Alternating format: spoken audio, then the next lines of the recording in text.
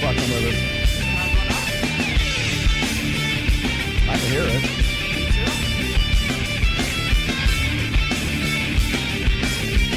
There we go.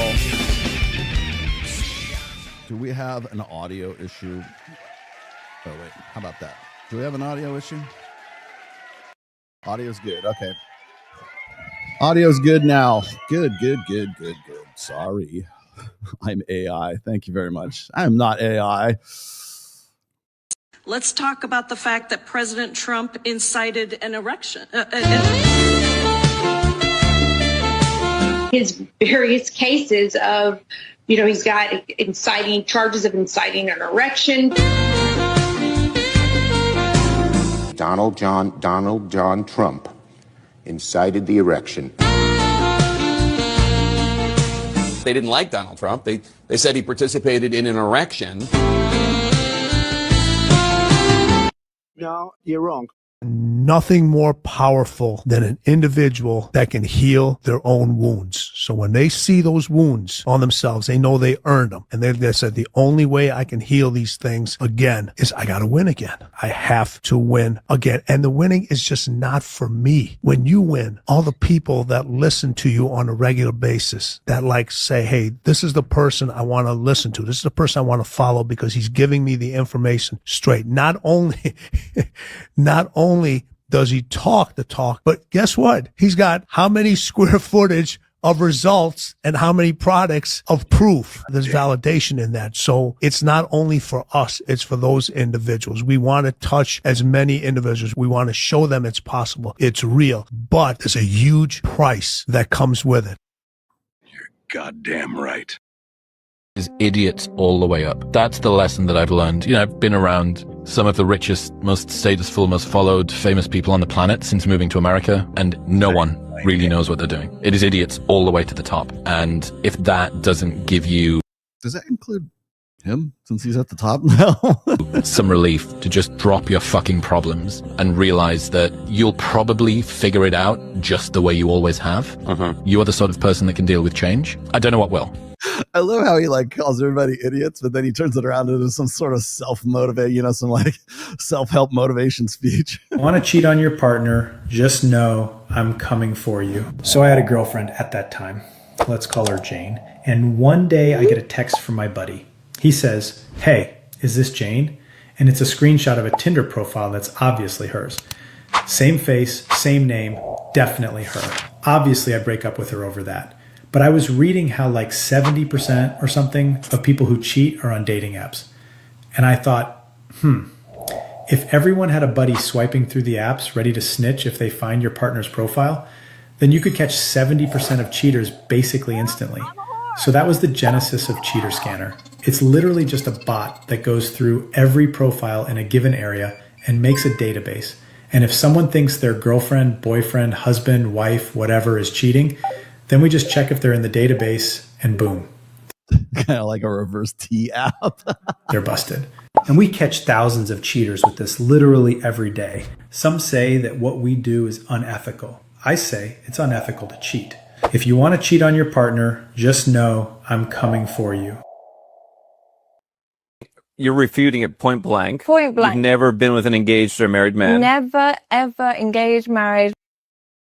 Stop the cap. Relationship. And if the people behind that rumor claim that they've spoken to this man, I would love for that man or these people to bring that man. There was talk, because they know directly that that's not true. They actually know for a fact that that's not true. But I don't charge £8,000 an hour. I wish. I mean, it's a great rumor to have because it kind of up to stock, but it's definitely not the case. I actually charge £500 at most.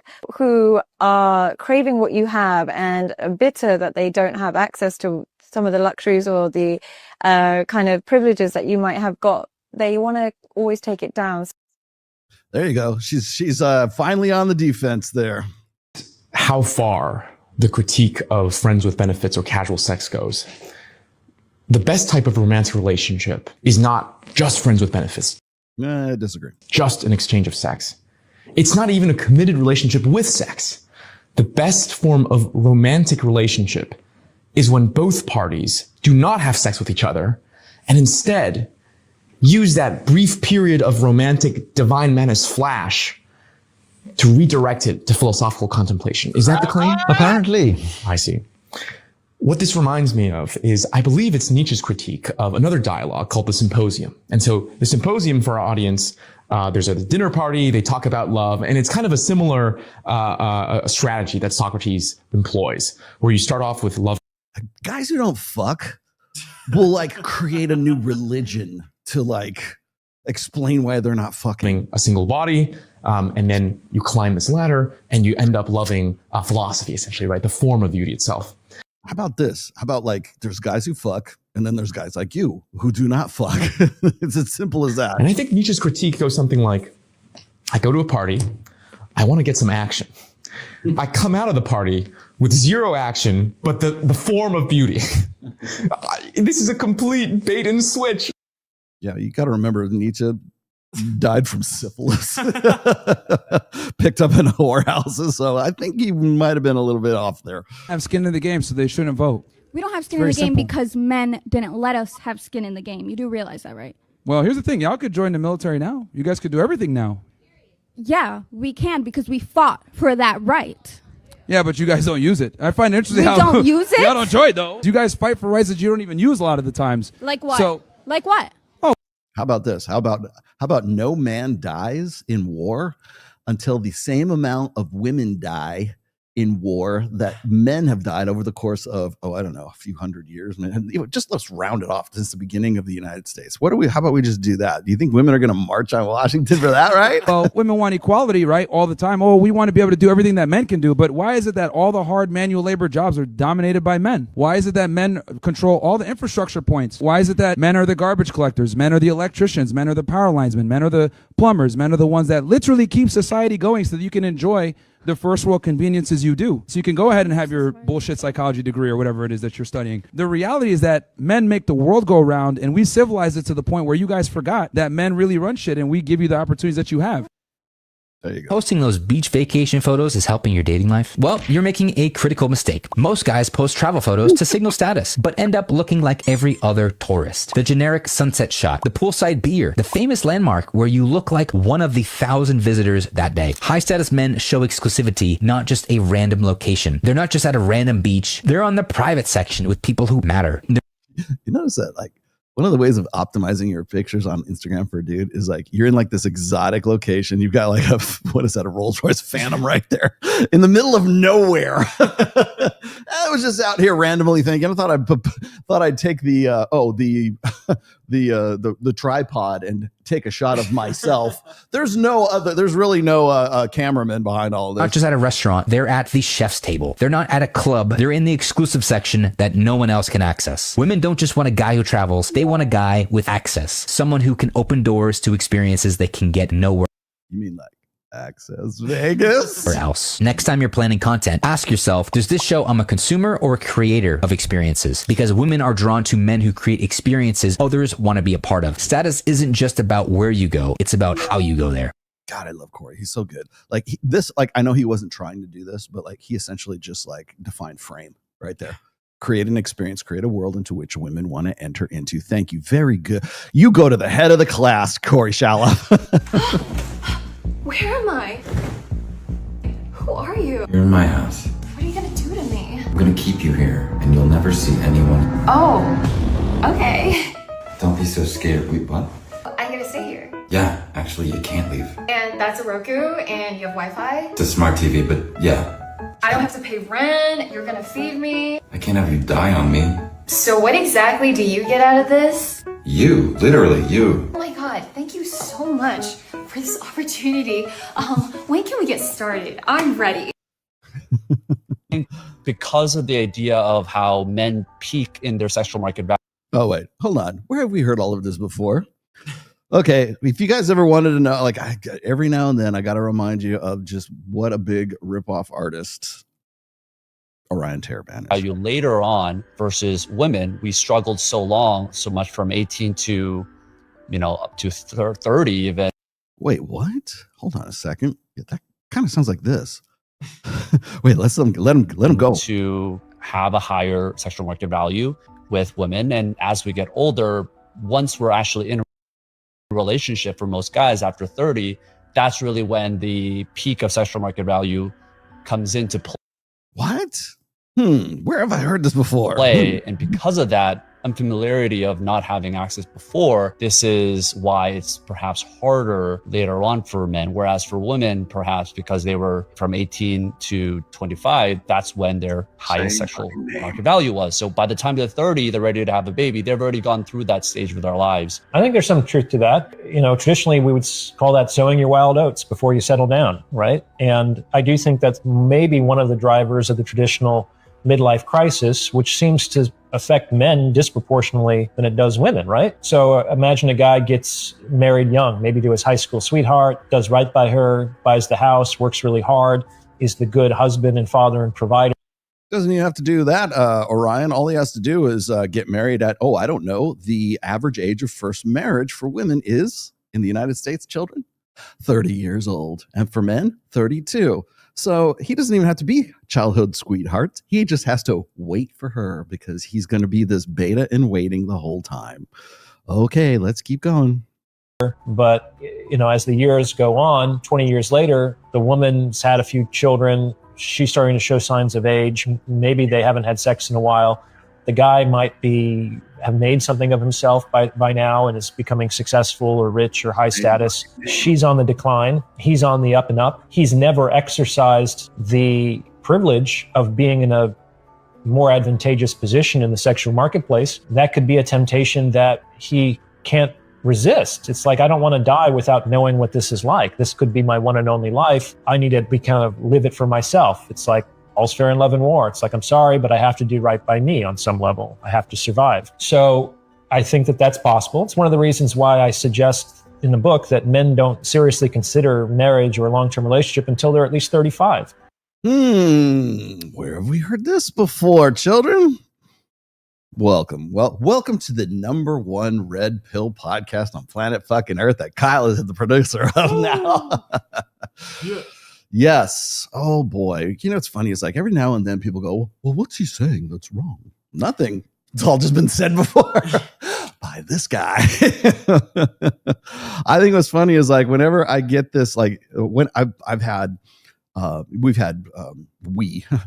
has had Orion Teraband in here at least twice now. And on the second go around, I said, Mike, I don't have a problem with him coming into the studio, whatever. There's only 2 people on planet Earth I would have problems coming into the studio. That is Pearl Davis and Destiny, which we'll get into later, but will never happen.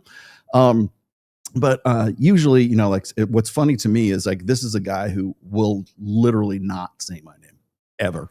It's almost like, do you guys remember, what was his name? Hafiz from The Roommates.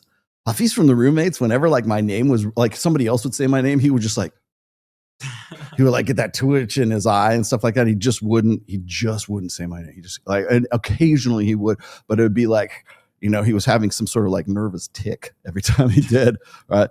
Well, you got Orion, who simply has been lifting my material since day one, which again, people go, well, what's he saying that's so wrong? I'm like, well, nothing, but at least, you know, the problem I have with people coming into this space is that, and I've said this in the past, is that the Red Pill is open source. Okay. That means you take the code and you add to it, or you improve it, or you make it more efficient, or you add new features, or you do these other things right now.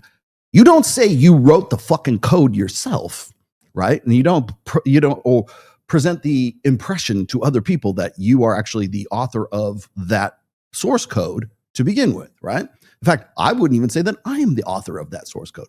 But the thing is that if you're going to go and like blatantly, openly, overtly lift my material, at the very least, give me a fucking reach around. You know, acknowledge the fact that the studio that you're in was built by me, well, by the 2 other guys who are going to come in here at 2:00 today, myself and the rest of it, and Kyle too. Kyle, this is a lot of hard work, right? So, you know, at least acknowledge that for the very fact that you're in here. But anyways, whatever. Wait a minute. What's up, Swallow? Don't you hate autocorrect? Looking like an action figure of He-Man universe. Yes, I am. Let's see. I am man at arms today. Duncan. What was it? What were the other ones? Manny Faces. Many Faces. Modulok was the fucking best. I don't know, Skeletor, yeah, okay, whatever. Modulok was the one to watch in that show.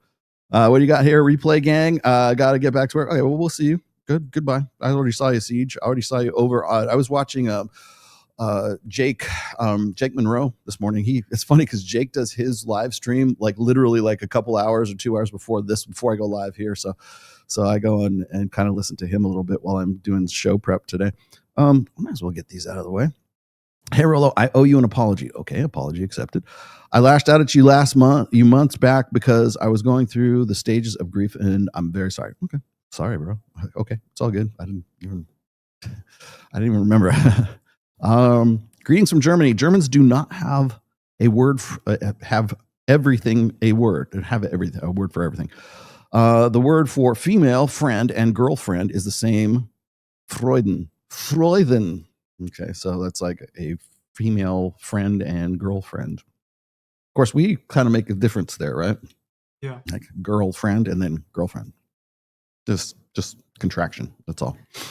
Yeah. Just so you know. Or you can just call them bitches. Either or, interchangeable. We have a word for girlfriend. Bitches. Bitches and hoes.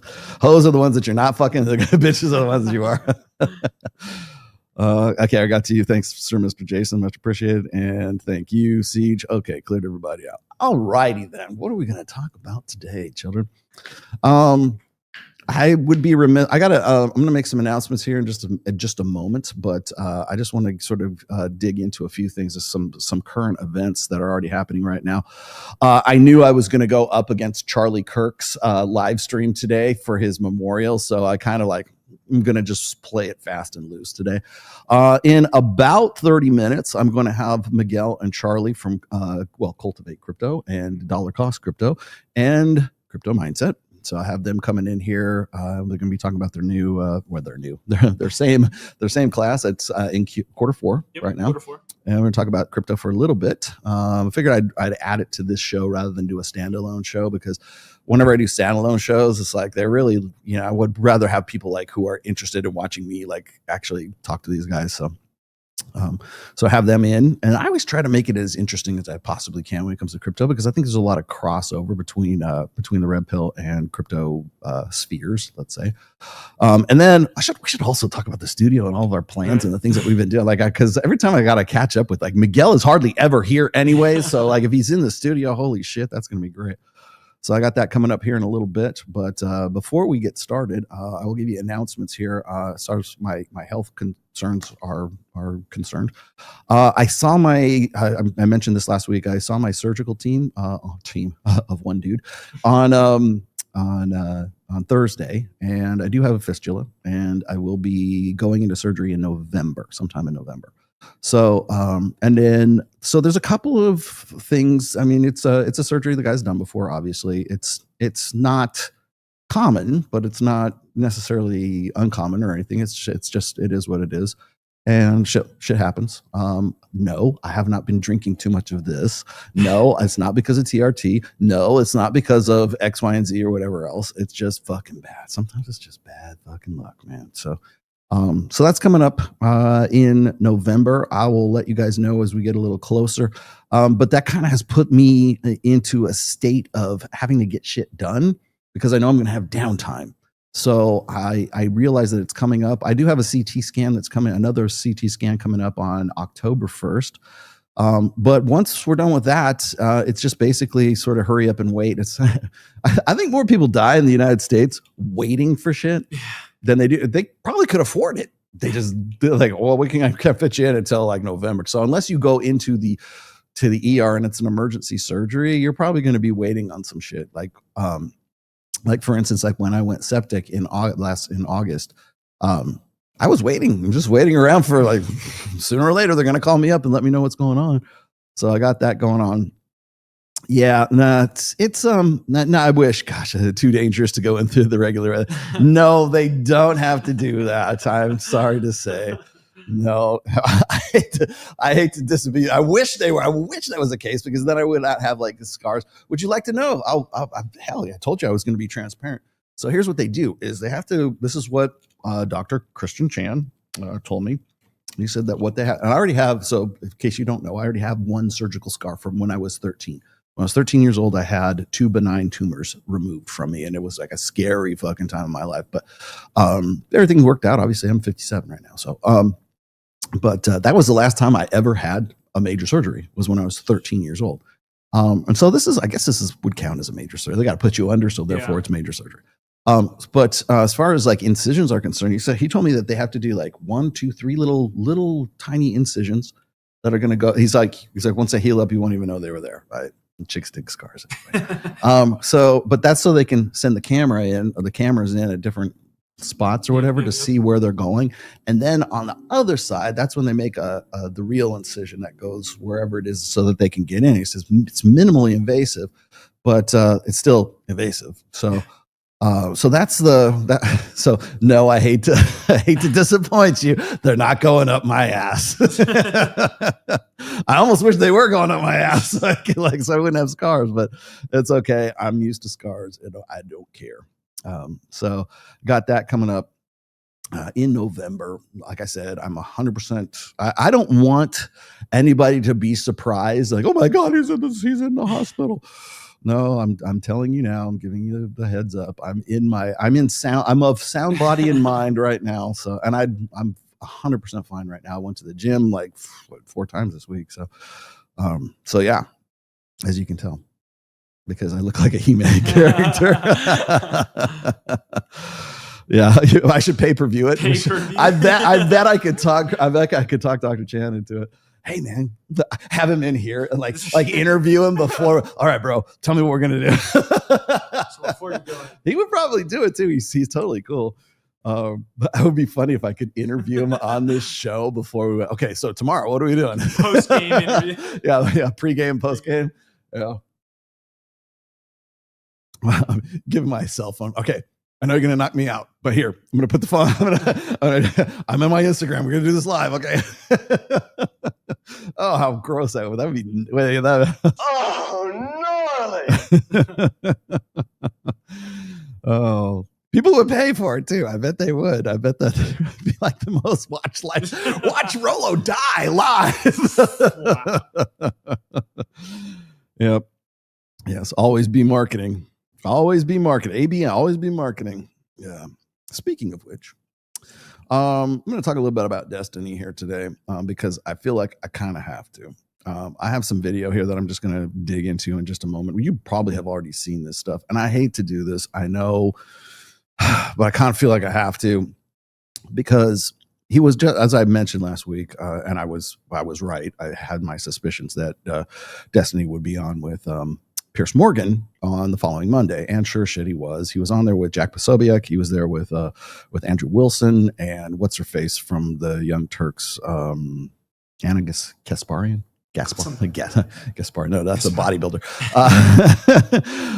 No, the Kasparian or whatever her name was, and yeah, and Destiny was, in fact, thank you, demonetized. We'll talk about that here in just a moment too. But the thing is he got. I'll tell you why he got demonetized, because of shit like this. Where do we see if I can drag some of these out here? You have to. I don't have these listed, so I'm probably going to screw this up the first time. But I have. There it is. Which one is it? Okay, I might as well start with Piers Morgan. Here we go. Has made it clear that their investigation has now established that he had been radicalized by a leftist ideology, which drove him to do this. That's just I'm sorry, excuse me, when? Yesterday, he said that. No. When was he radicalized? In the 6 months that he did remote college? I don't know when he was radicalized, but I do know. What you just said is not true. The very reasonable sounding governor of Utah has made it clear that the you may not want to hear this. An ongoing investigation. You may not want to hear it, Destiny. But the reality is, the investigators, according to the governor of Utah, have established. All right, we've already proven this is actually the case already. I'll come back to that in a second. We've already proven that this is the case. The reason why I want to stop right here is because this is the same deliberate mistake that Jimmy Kimmel made on Monday. Exactly the same fucking mistake. Oh, well, we know that this guy is actually MAGA. We know that the guy who offed Charlie Kirk is actually MAGA, and all the MAGA guys are trying to paint this guy as a liberal, blah, blah, blah, blah, blah. We already knew this. We already knew that this guy was part of sort of this leftist, Trantifa, basically. And all of this information had already come out, right? I mean, because remember, the assassination was on Thursday. You had Friday, Saturday, and Sunday to collate more and more of this information to get accurate information. Clearly, Destiny didn't pay attention enough to really figure that shit out. And you know who else didn't? Jimmy Kimmel, which is why Jimmy Kimmel is no longer on, why his show is canceled, right? Why the FCC stepped in, because it was 100% false. And they're basically, even as a joke, lying to the public by putting out false information about this. Same thing could have happened to Destiny, I suppose, but I mean, he's just Destiny. Jimmy Kimmel, Destiny. Okay, nobody cares. But the thing is that, and we talked about this on Access Vegas at the beginning of the show on Wednesday, and Mike and I we hit on it because that's when the announcement was made, right before, literally like 10 minutes before we went live. Jimmy Kimmel had been let go from ABC. And so I'm kind of frantically looking through these videos and trying to figure this shit out. And it struck me at that time, and I go, you know what happened is that Jimmy Kimmel and his show, his monologues are not written by Jimmy Kimmel. They're written by script writers who probably wrote his fucking script on Friday. And then they handed it to him and said, hey, read this. Here's the jokes. Yuck it up. Y'all. And it was, poke Trump in the eye kind of thing with this whole thing. And really, it's we're going to write the script and write your jokes for you on Friday. By Monday, all of those jokes were 100% false, and certainly, if not in bad form, certainly inaccurate at that point. And I was like, doesn't he? When I watched that monologue, I'm like, doesn't he know this already? And the answer is no, which should show you the level of interest these motherfuckers had in this whole fucking story to begin with. Because if Jimmy Kimmel had read those jokes and read that script prior to him delivering that monologue, would he not? Well, maybe he would, maybe he wouldn't, but at least a logical, sound mind person would say, this has already been proven inaccurate. Same thing with Destiny. Destiny doesn't have any fucking interest in anything other than his own implicit bias explicit bias, I should say, in the whole situation, which is why he was blindsided right here with Piers Morgan. Okay, so let me keep going with this really quickly here. That he was radicalized to a leftist ideology that drove him to murder Charlie Kirk. Now let me just ask you. That's just not true. Let me just There's ask no you. way to deal with it. Okay, You're living in a accusing the delusional governor of fantasy. lying. Yeah. That's your prerogative. But sure. If it turns, remember, this is probably for most of these guys Monday morning when this is going on. And none of these dudes know the actual facts except for Piers Morgan. Piers Morgan apparently took an interest, due diligence, and had some sort of actual interest in all of this enough to nail Destiny to the wall. Remember how everyone says Destiny's such a great debater. He knows so much about everything. No, he only knows shit about the stuff that he fucking cares about, and he clearly doesn't care about this. turns out to have been somebody with a leftist ideology who wanted to shut up Charlie Kirk, would you condemn that? I won't condemn anything until the president of the United States can go on air and say, all of us need to calm down. So you won't condemn the murder of Charlie Kirk until Donald Trump says something. I'm a YouTuber. Leftists and Democrats have been condemning and turning Not anymore, you're not.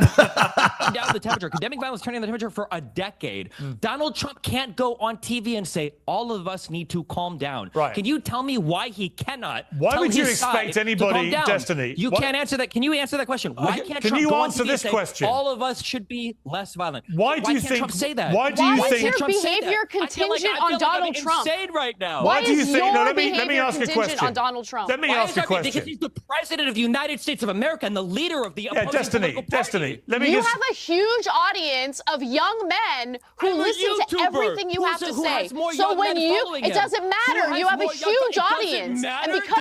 Okay, let me explain something to you. What his audience is like. Okay, so I was on my way on the drive over here, I was listening. I was not watching. Listening to Jeremy from The Quartering talking about how Destiny has, if you haven't already heard, has been demonetized, courtesy of YouTube, which is something that probably should have happened about 4 fucking years ago. But it is what it is. And Jeremy was saying that I guess I don't know how he got the analytics for this, but apparently Destiny's monthly viewership is somewhere between in the neighborhood of like 15 to 18 million. So don't give me this bullshit about I'm just a YouTuber. You have 15 to 18 million people watching you like monthly, dude. You have more people watching you than anyone else on that fucking panel, with the exception of maybe like Andrew Wilson, and he's just coming up in the rearview mirror. Okay. You probably have more market share than Pierce Morgan does. So don't give me this horse shit. Okay. Like, I love how it's like, I'm just a YouTuber. Boo, poor me. Get the fuck out of here.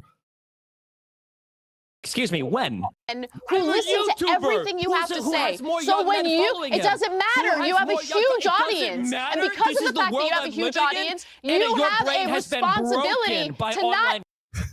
Did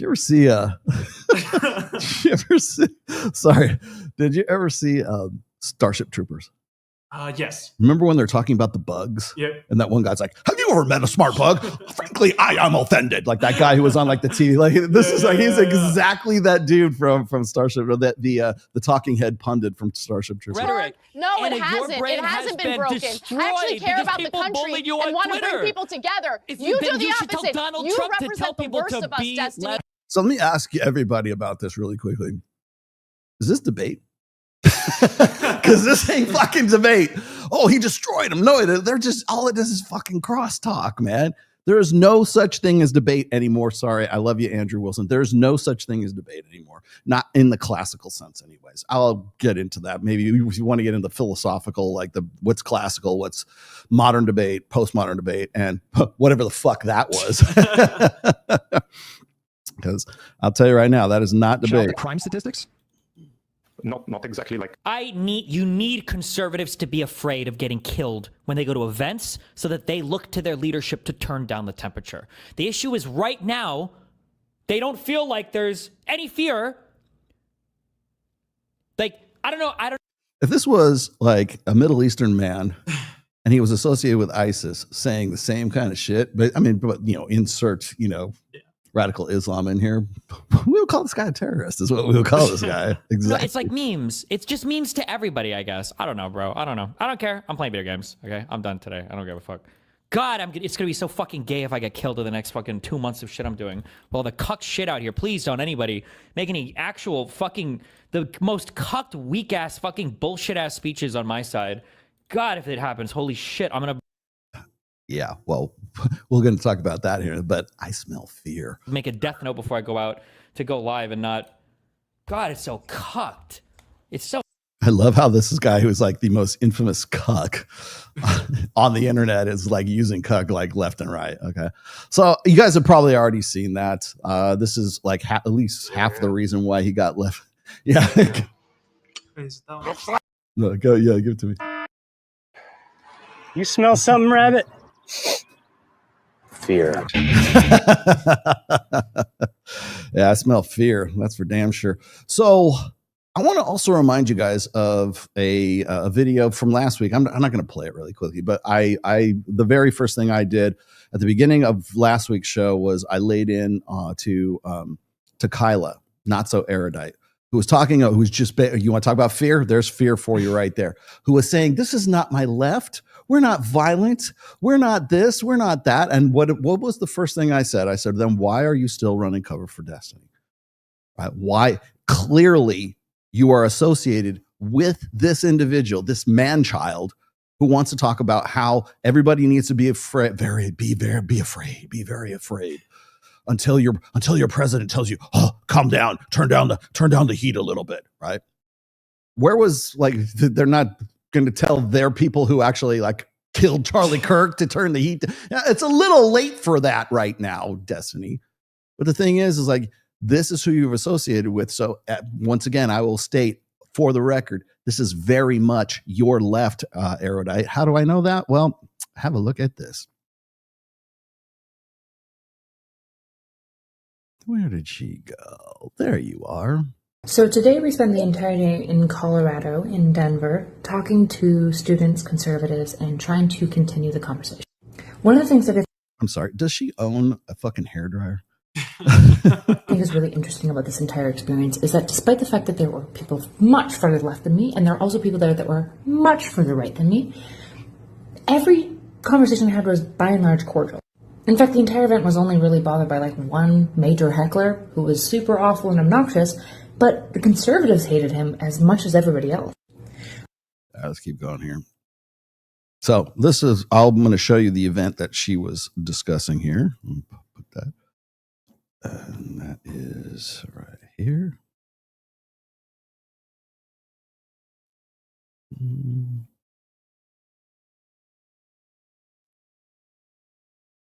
Is this it? Mm-hmm. Okay, so this is, I should put this out. Here it is. Okay, I got it. That's the one. There's no need for violence. If you try to incite violence right now, either of you in the green or in the red, we will just call security on you. No, we don't want violence on our side. That's not good. We need to stay calm. The police is right over here. Can somebody grab a police officer to dispel the fight that's happening? Why is there no security here? Perfect. We went over there. Wondering, this little troll over here on the left or on the right hand side, that's Destiny. She is still working with Destiny. She is still on whatever payroll whoever's bankrolling the Unfuck America tour with what's his name, Dean Withers and Jack. What's his butt buddy's name? Something Parker. Yeah. Jack me off Parker. Peter Parker. I mean, they're all children, right? And Destiny, of course, is the draw. Now, here we go. What I find is the height of irony in all of this is Destiny trying to be the left's Charlie Kirk here. Really? Okay, this is the guy who has been calling for violence. This is the, no violence, right?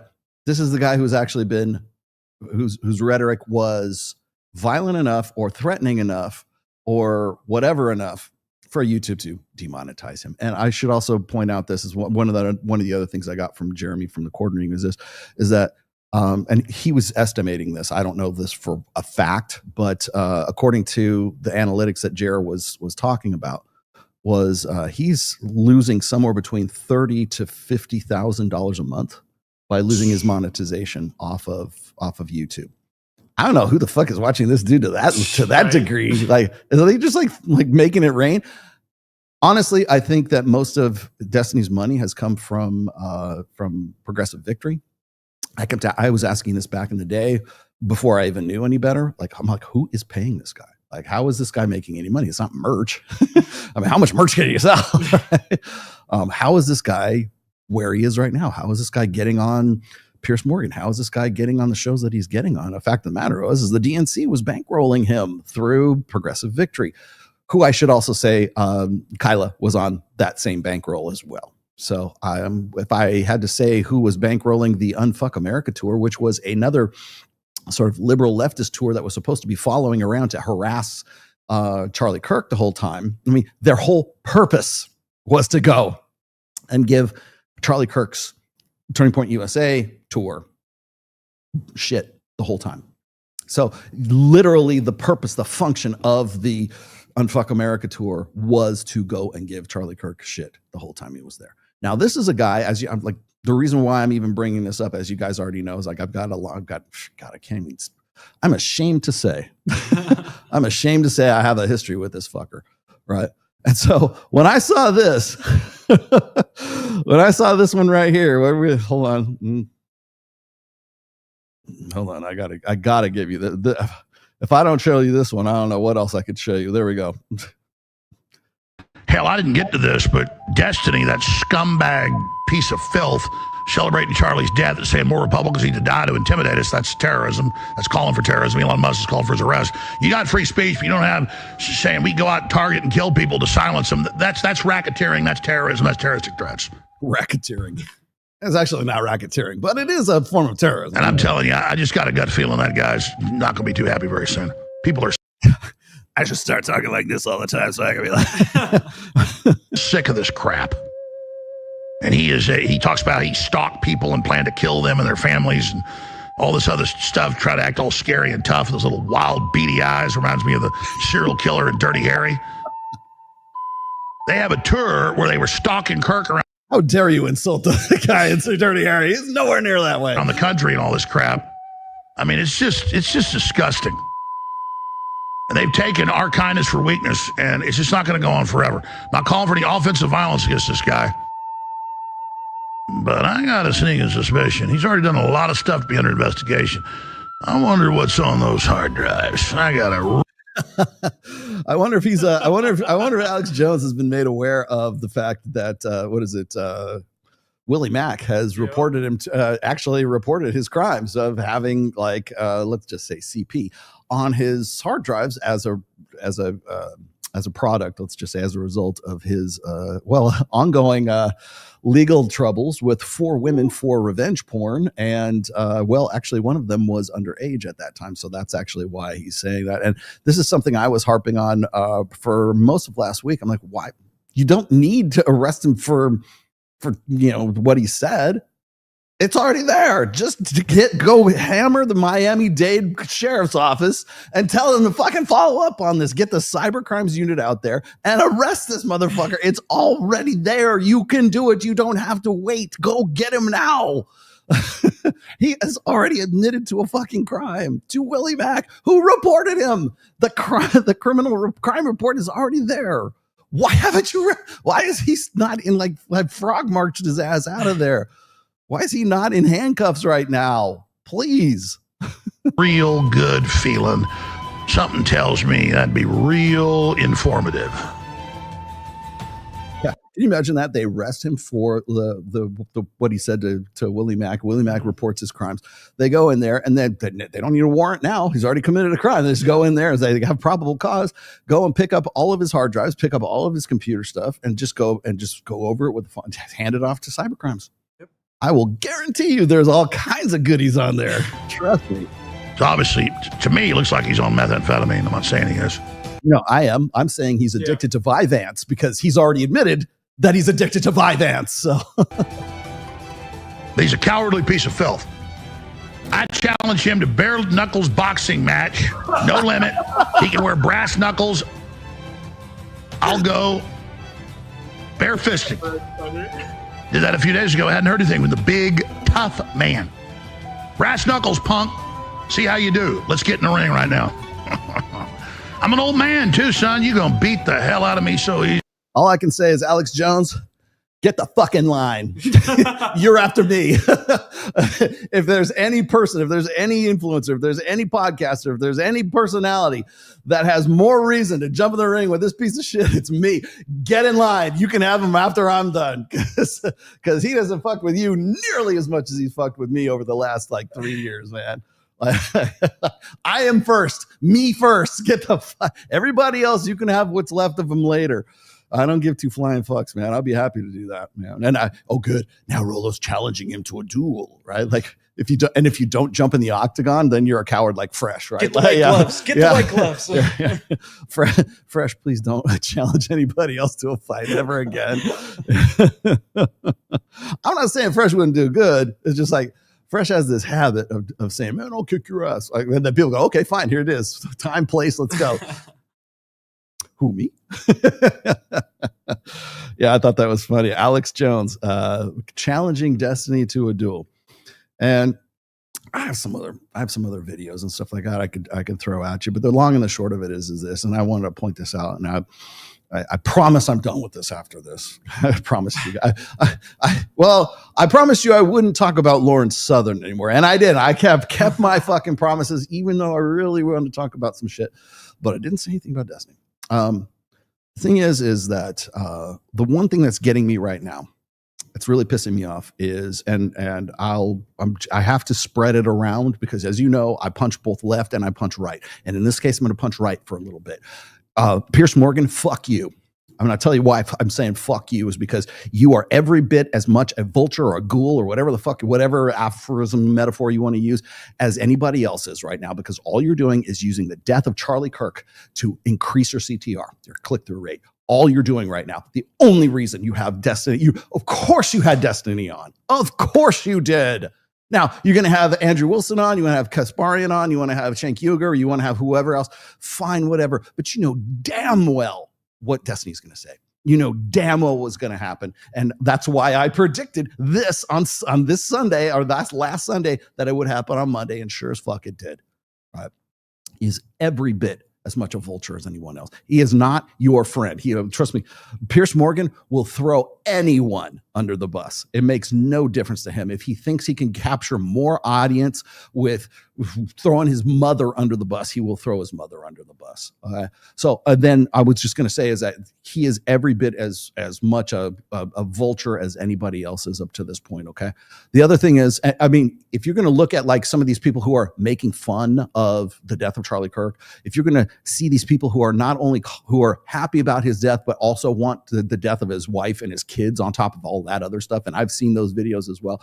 If you're going to have a problem with them, you should also have a problem with Piers Morgan, because he's doing exactly the same thing. All he's doing is grifting off of the tragedy that what 300,000 was it? The last I saw estimates 300,000. I don't know if this is true. 300,000 people showed up at Charlie Kirk's memorial thing at the is that I'll find out right is now. it at ASU? I think so. Or is it at the stadium? Isn't it Cardinal Stadium? Like Arizona Cardinals, right? It's is it that stadium? I don't know which stadium it's supposed to be at. Last I saw, it was somewhere between 100 to 300. It wasn't the stadium. There were 70,000 people just waiting in the parking lot to get into this fucking thing.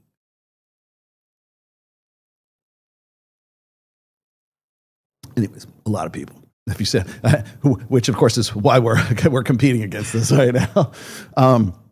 But yeah, the thing that gets me is, here you go. Thank you. I laugh at so-called red pill people. You don't live in reality at all. I'll bust anyone's bubble on this subject. Okay, smart guy. Here you go. There's your caps lock hustler. Waiting. Bust anybody's bubble on this. Okay, fine. Waiting. Do you have a Substack you'd like to point out, or would you like to tell us it's all the Jews? How many did you find did they get the head count yet? It's over 200K. Over 200,000. Yeah, okay. So last I saw it was like 300,000. Let's just say, let's round it off, 200,000. Yeah, it's at the State Farm Stadium. State Farm. Yeah, okay. So the thing that gets me about this whole thing is like Piers Morgan acts fucking surprised. Oh, how dare you say such things? How dare you, call for, you low key, call for the death of all conservatives or, whatever else it is. How dare you? Or even Alex Jones. Man, I mean, he's a scumbag. I don't like, he's your fucking Frankenstein. He's your product. He is who you made. He has been on your show more often than I can recall. Certainly more than Andrew Wilson has. I'll tell you, I know that for a fact, right? So don't go up and act surprised and gasp and clutch your fucking pearls every time Destiny says something like outrageous like this. You know he's going to say that. How do we know that? Because it's the same thing he said remember the kids in the flood in Texas? Remember that? They're Trump supporters, so they deserve to die. Okay, then there's the guy who caught the stray bullet at the assassination attempt of Donald Trump. It's okay. Haha, I laughed at that, right? Same thing with Donald Trump, the assassination of Donald Trump. At every time this kind of shit happens, this is what he says. You knew it was going to be what he was going to say, and you put him on anyways because you're giving this fucking kid oxygen every fucking time. So I don't want to hear this. I'm going to challenge him to a duel. I'm going to have him on the show. We're going to have a debate. That's no fucking debate. You know what he's going to say.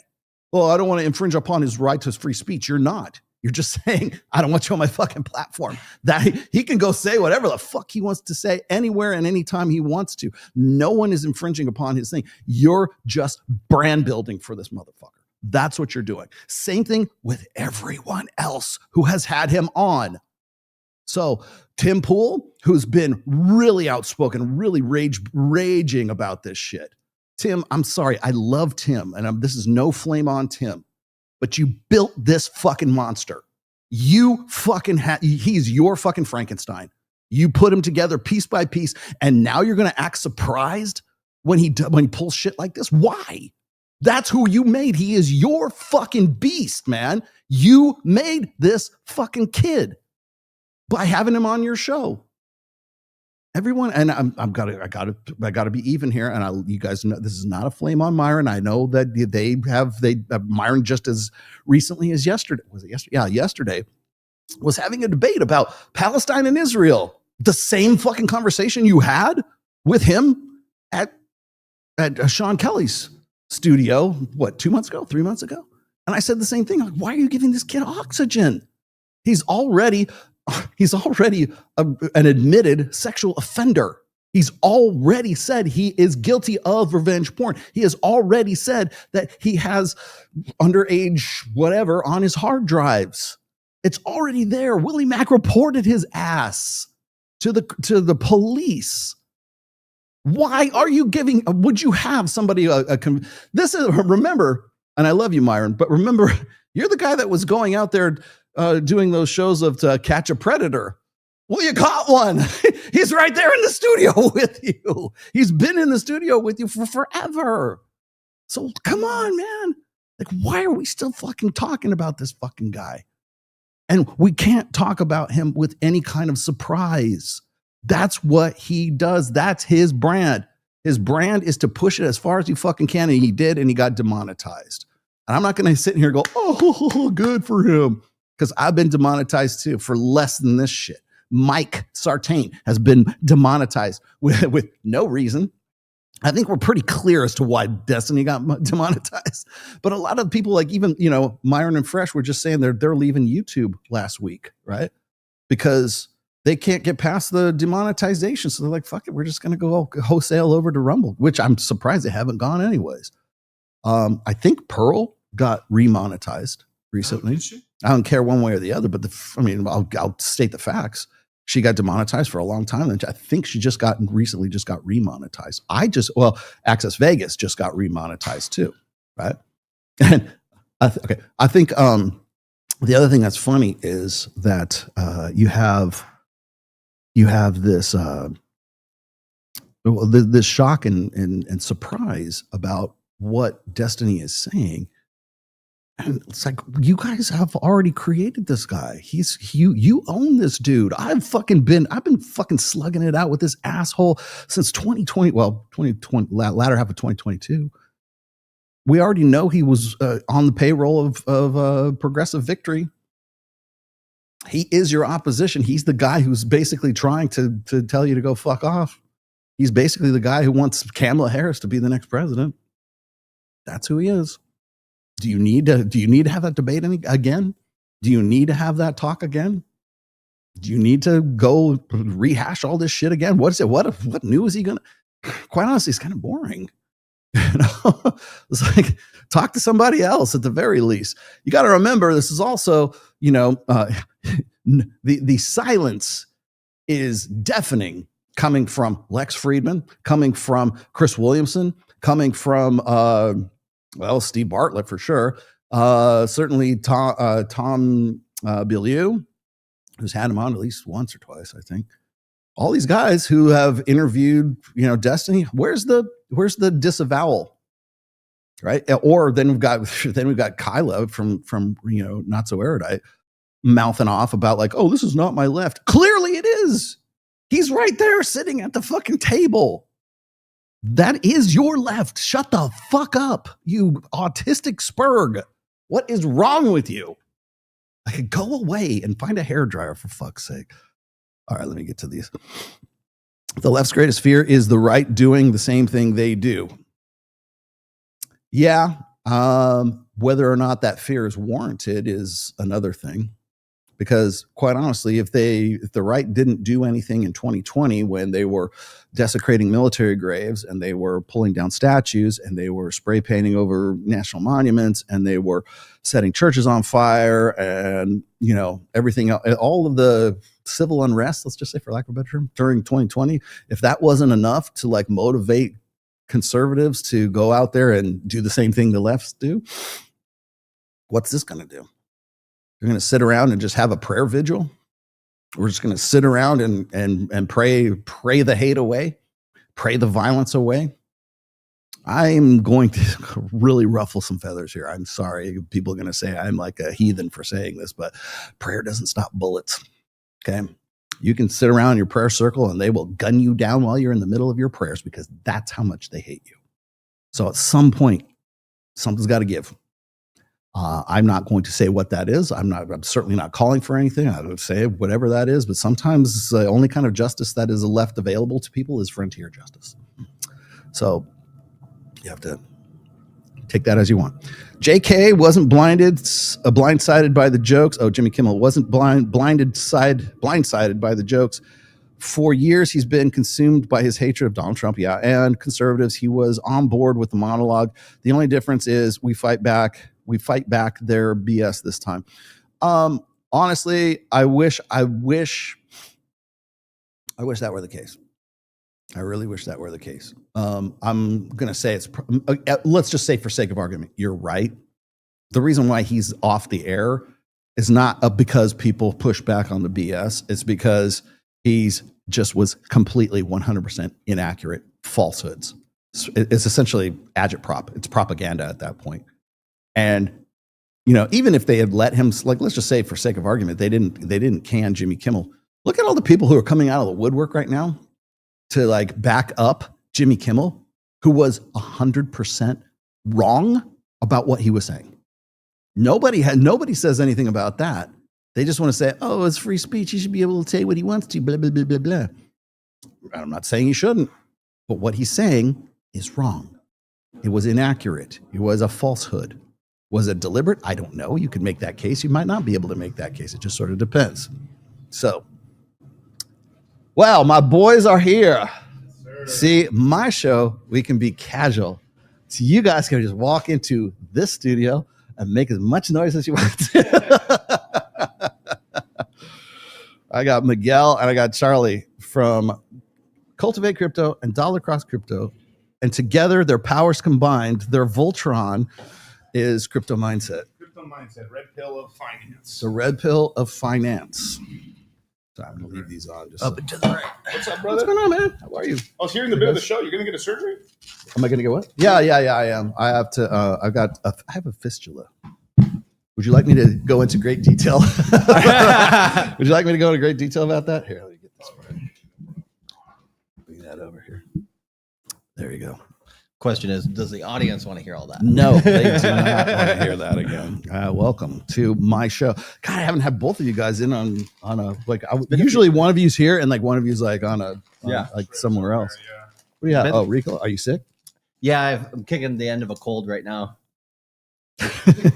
Don't worry about it. You guys are off to Miami today, right? Yes. Yes. Okay. When are you going to go on Fresh and Fit? Tomorrow. Talking to the mic. Oh, yeah, we're going to go live with Fresh and Fit tomorrow at, I guess, 8 p.m. Eastern. You're like one of those bitches on Access. Talking to the mic.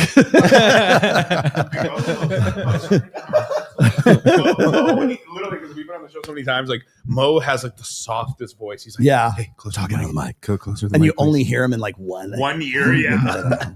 Closer to the mic. You're like,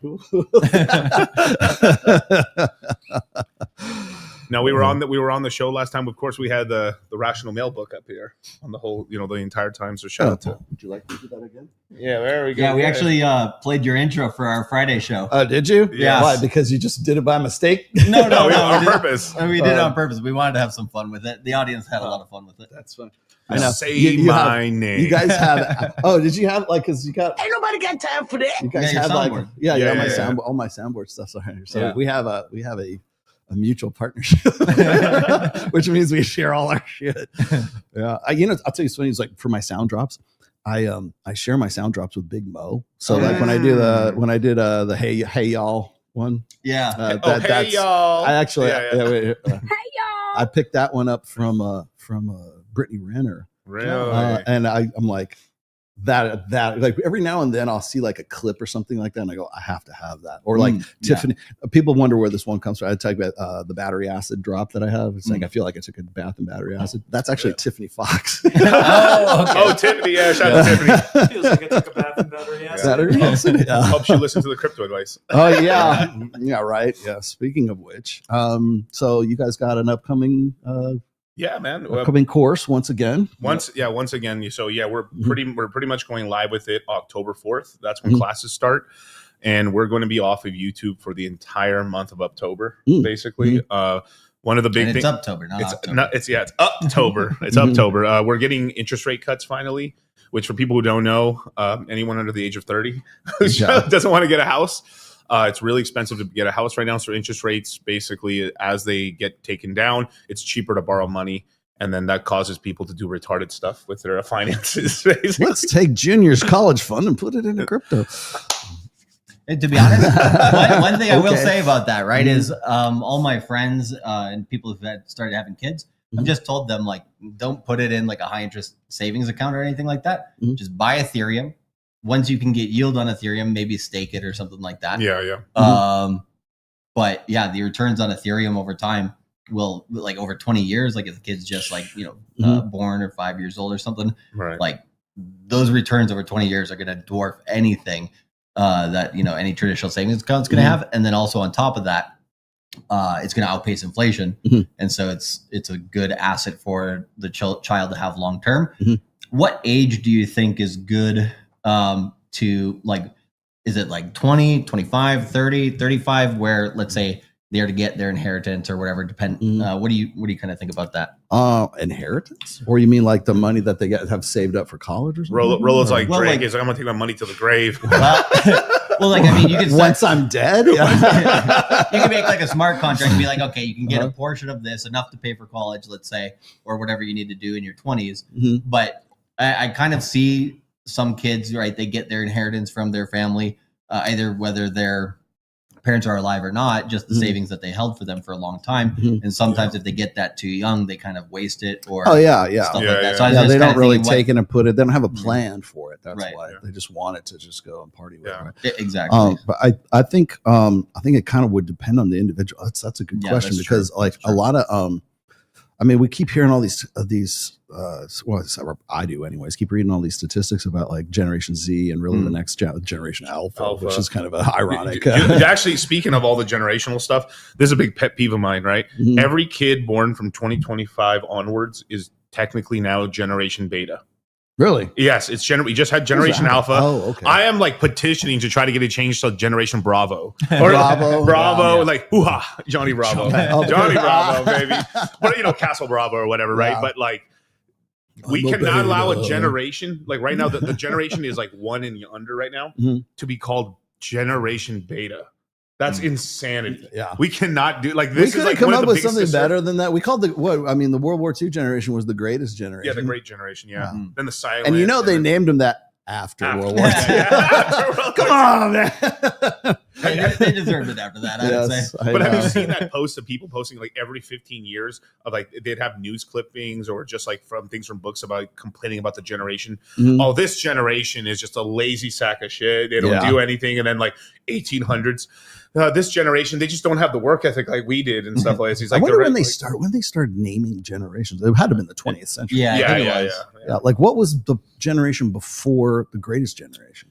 The silent generation? I think it was silent. No, silent was in between. Oh, was it? It was in between the baby boomers and the greatest generation. Right? My dad would have been silent generation. The greatest generation was until 1920.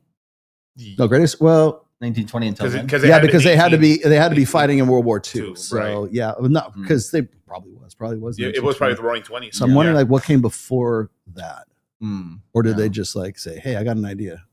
Well, I mean, at that point, right, a lot of the demographers and sociologists decided, "Hey, we're gonna just pigeonhole as many motherfuckers in this one thing as we can." I'm from the Gilded Age. I mean, before that, right, a lot of the generations were mixed because there'd be up until at least the 1920s, there was quite a lot of active immigration in America. True. Yeah. I would say like most of my family immigrated in the mid 1800s, but And they could have been different ages at that time too. Exactly. But there was like a continuation of like from Germany, from other countries and stuff like that over time. And I think like it kind of started slowing down in the 1920s, 30s.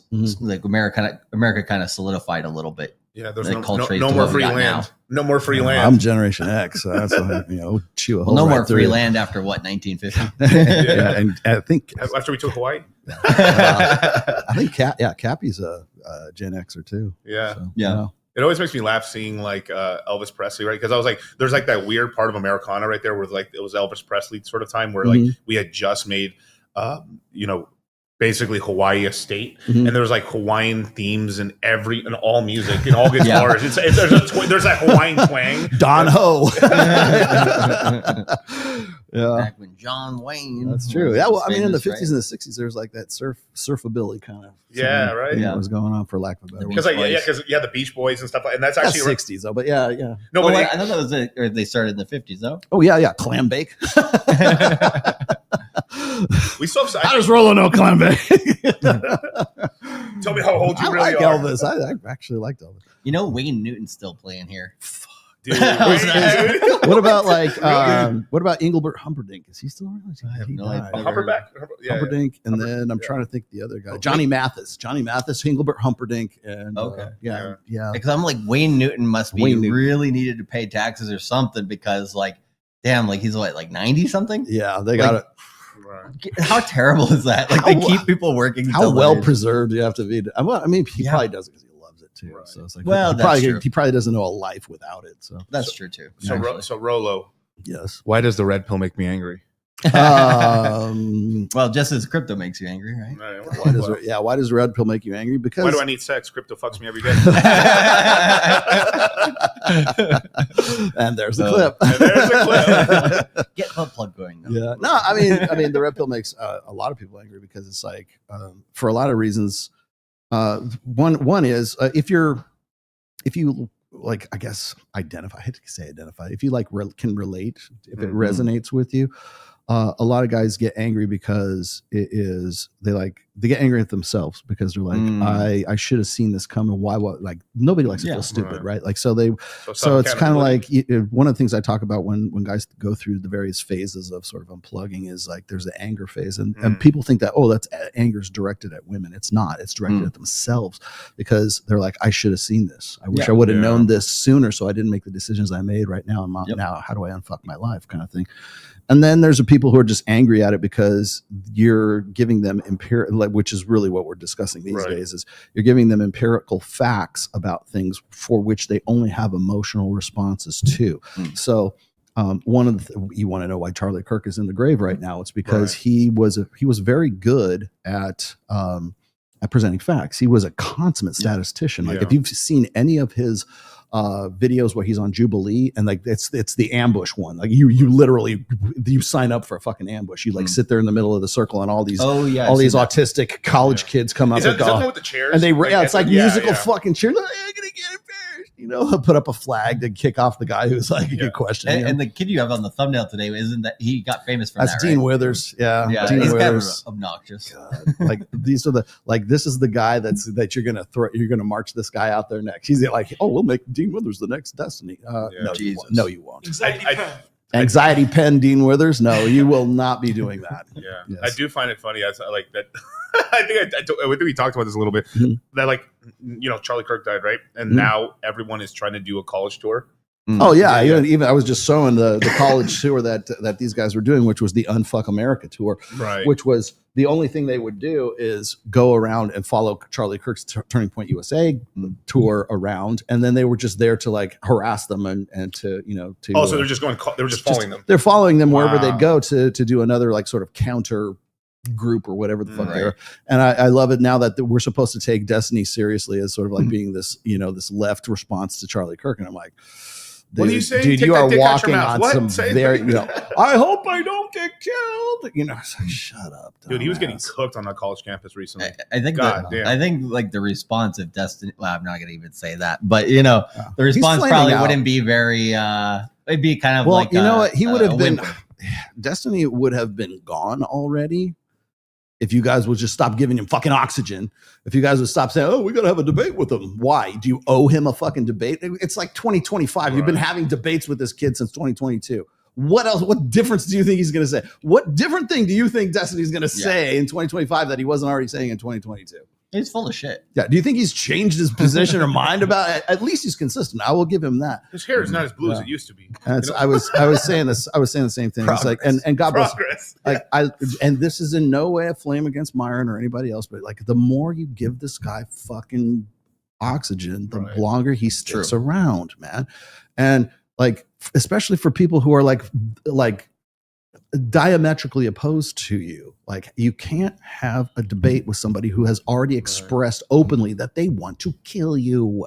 So we say this about terrorists, like Ronald Reagan, we don't negotiate with terrorists. There's a reason he said that. The same thing, same reason applies to Destiny. So why are you negotiating with him? And by negotiation, I mean, you're entertaining him as if he should be a legitimate person that's sitting across the table from you that has something significant to say that he hasn't said already, right? And the longer you give him oxygen, the longer he's going to stick around, and the longer he's going to, you know, I was just saying before you guys came on is that, you know, he's on Piers Morgan. He was on some of these other shows, and I'm listening to Tim Pool, just like Tim Pool. I've never seen Tim Pool. He's in rare form when it comes to Destiny, right? Destiny is never welcome on this show again. I'm like, he shouldn't have been welcome on your show like 2 years ago, right? You know?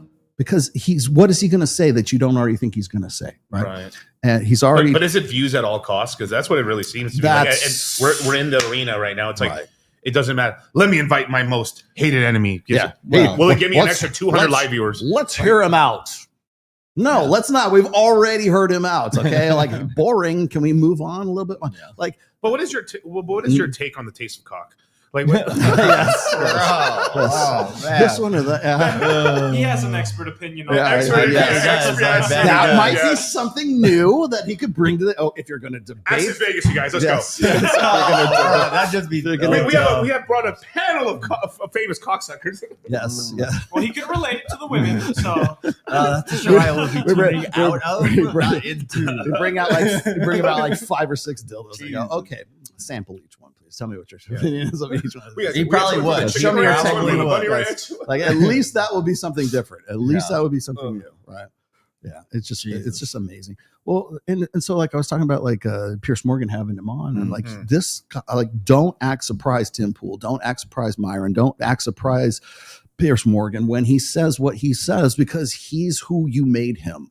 He is your fucking Frankenstein at this point. And so, and all you do is just recharge him every time you have him on the show. Let him fade into nothing, for fuck's sake. Well, I mean, for them, right, the traditional media, a lot of the stuff that you see them on. Oh, they want the clicks. They want CTR. That's the thing, is, like, they want. They're like more like, what do you call it? Clout chasing whores than any social media person I know of, right? Like, and Piers Morgan is the chief amongst them, right? I bet. And so it's just crazy to me, like, when you look at traditional media now versus, let's say, the late 90s, early 2000s, it's not journalism anymore; it's media. We used to call that. We had a name for that back in the 70s and the 80s. It was called yellow journalism. Yeah. Actually, that's all Twitter is right now. Or all these guys are. It's all influencer brands are. It's yellow journalism. So what is that exactly? It's basically yellow journalism in the sense that it's like the New York Post. It's not you're doing it for sales. You're doing it for the grift. You're doing it for propaganda reasons. You're doing it. You're reporting this TMZ. For some other reason, whatever it is, some other reason. Then what what you're supposed to think the reason is that you're doing this. Because the leftist media, and I'd say the whole like culprit media, doesn't matter, right or left. Basically, after 2024, I've seen the change now, where like pretty much they're inviting streamers on now.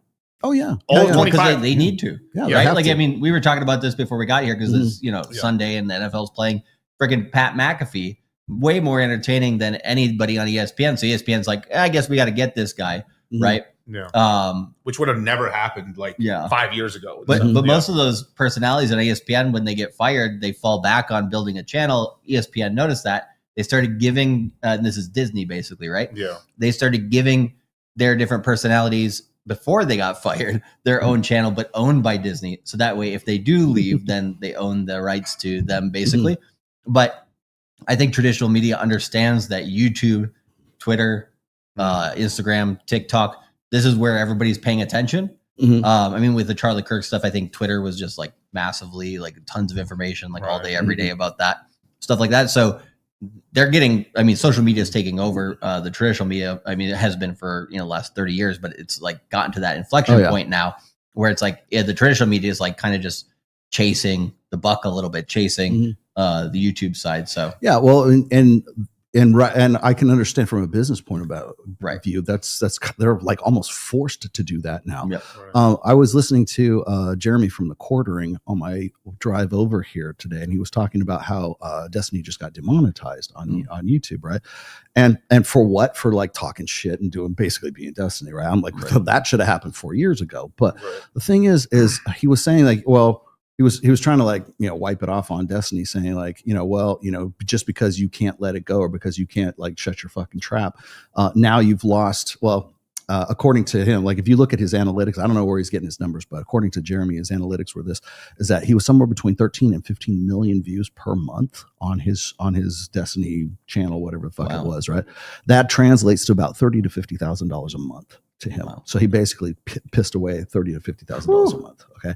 I know he's not getting paid. At least they made an announcement. I know he's not getting paid by Progressive Victory anymore, which was the PAC, the DNC PAC that was paying him before. Oh, wow. So you better ramp up those merchandise sales, because I don't know whatever the fuck you're going to do. I hope you bought Bitcoin today. Yes. I hope you put bought money Bitcoin. into crypto. Yes, exactly. Well, and then so I was thinking about that, and then I go, well, this guy's 13 to 15 million. Those are kind of numbers that like that big name, like, you know, commercial television would kill for. Yep. Right. Absolutely. Tim Pool, I don't know if it's still true, but Tim Pool at the height, maybe it's still true or not, but at the height, like in his prime, Tim Pool had more market share during his time slot when he was doing Timcast than CNN. Yeah. And so like, well, he had and more Anderson people Cooper watching. barely even gets the same views as a lot of people on YouTube. You know, I mean, he was propped up by the, you know, because he's a Vanderbilt, you know, basically. But like, you know, all these personalities,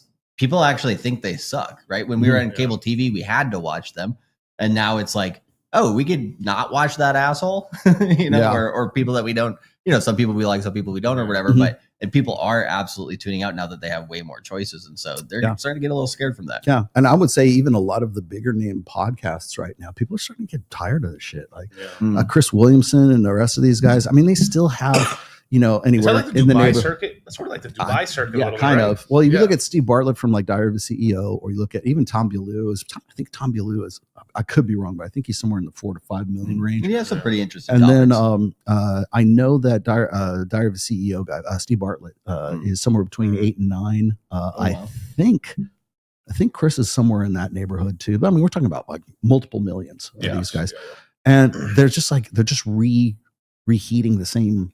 They have the same feminist chick on over and over again, or they have the same girls, you know, like, oh, here's something new. It's actually not new. It's just, you know, you just the same topics. It's just coming out of a different mouth, right? Yeah. And so what that does is it leaves room for I think smaller, more maneuverable influencers to sort of come in there and just jump on it quicker than they can jump on it. That makes sense. Because this is like, and I've learned this from, doing Dr. Phil and then doing this kind of stuff. Whenever I do my shows, as you know, I do live streams, right? Live streams, you have to have balls. You have to have, you're a real fucking man to do fucking live streams instead of recording the recorded stuff. Because you're like right now, I'm about to respond to this guy here in just a moment. But like I'm watching it live in real time. It's what I call engagement media, right? The people in the chat have the ability, I say, give me a super chat and it will happen. But you have the ability to direct the course of the conversation.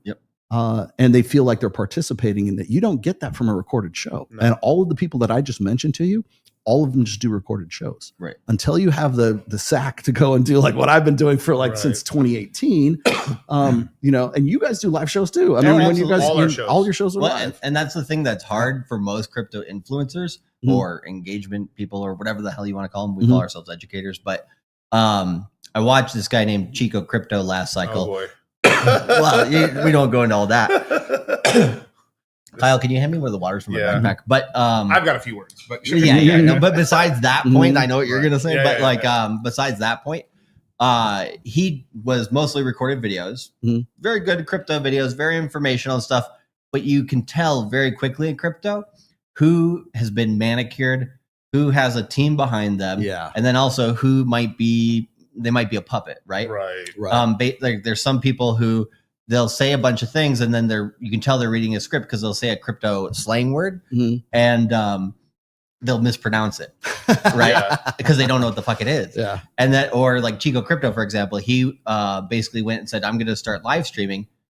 And his opinions on crypto and everything he said was just like so much slower. He had to think about it. He wasn't quite sure. And then he was like, I got to pigeonhole yourself, right? A lot in that. If you're not really on the ball, ready to have your opinion. It's the same thing with any topic, right? Same thing with the red pill. I mean, you could really put your foot in your mouth. Before you, that's funny you should say that. I think that's sort of like the template for a lot of content creators. Right. They see a popular niche and they go, I could talk about that, right?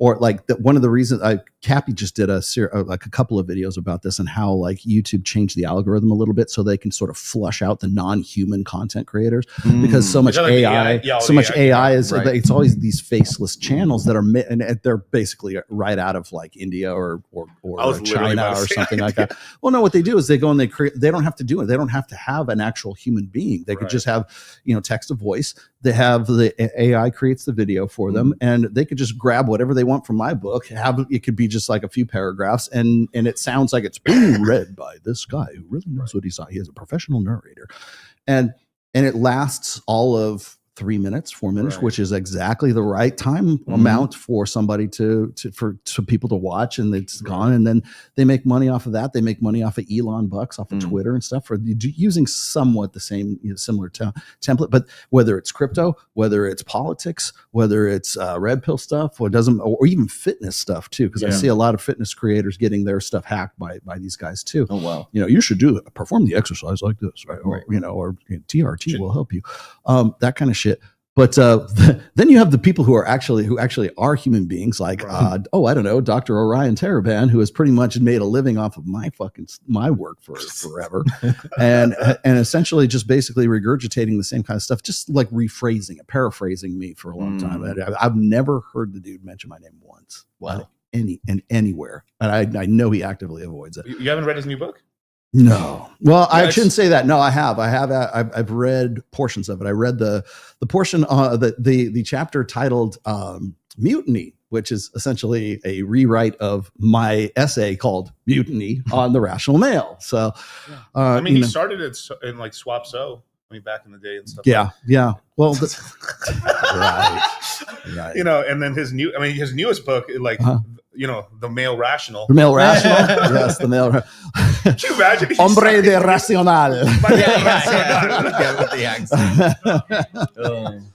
My name is Tomasi Rollo. Yes. And, yes, I am Rolito Tomatillo. Rolito Tomatillo.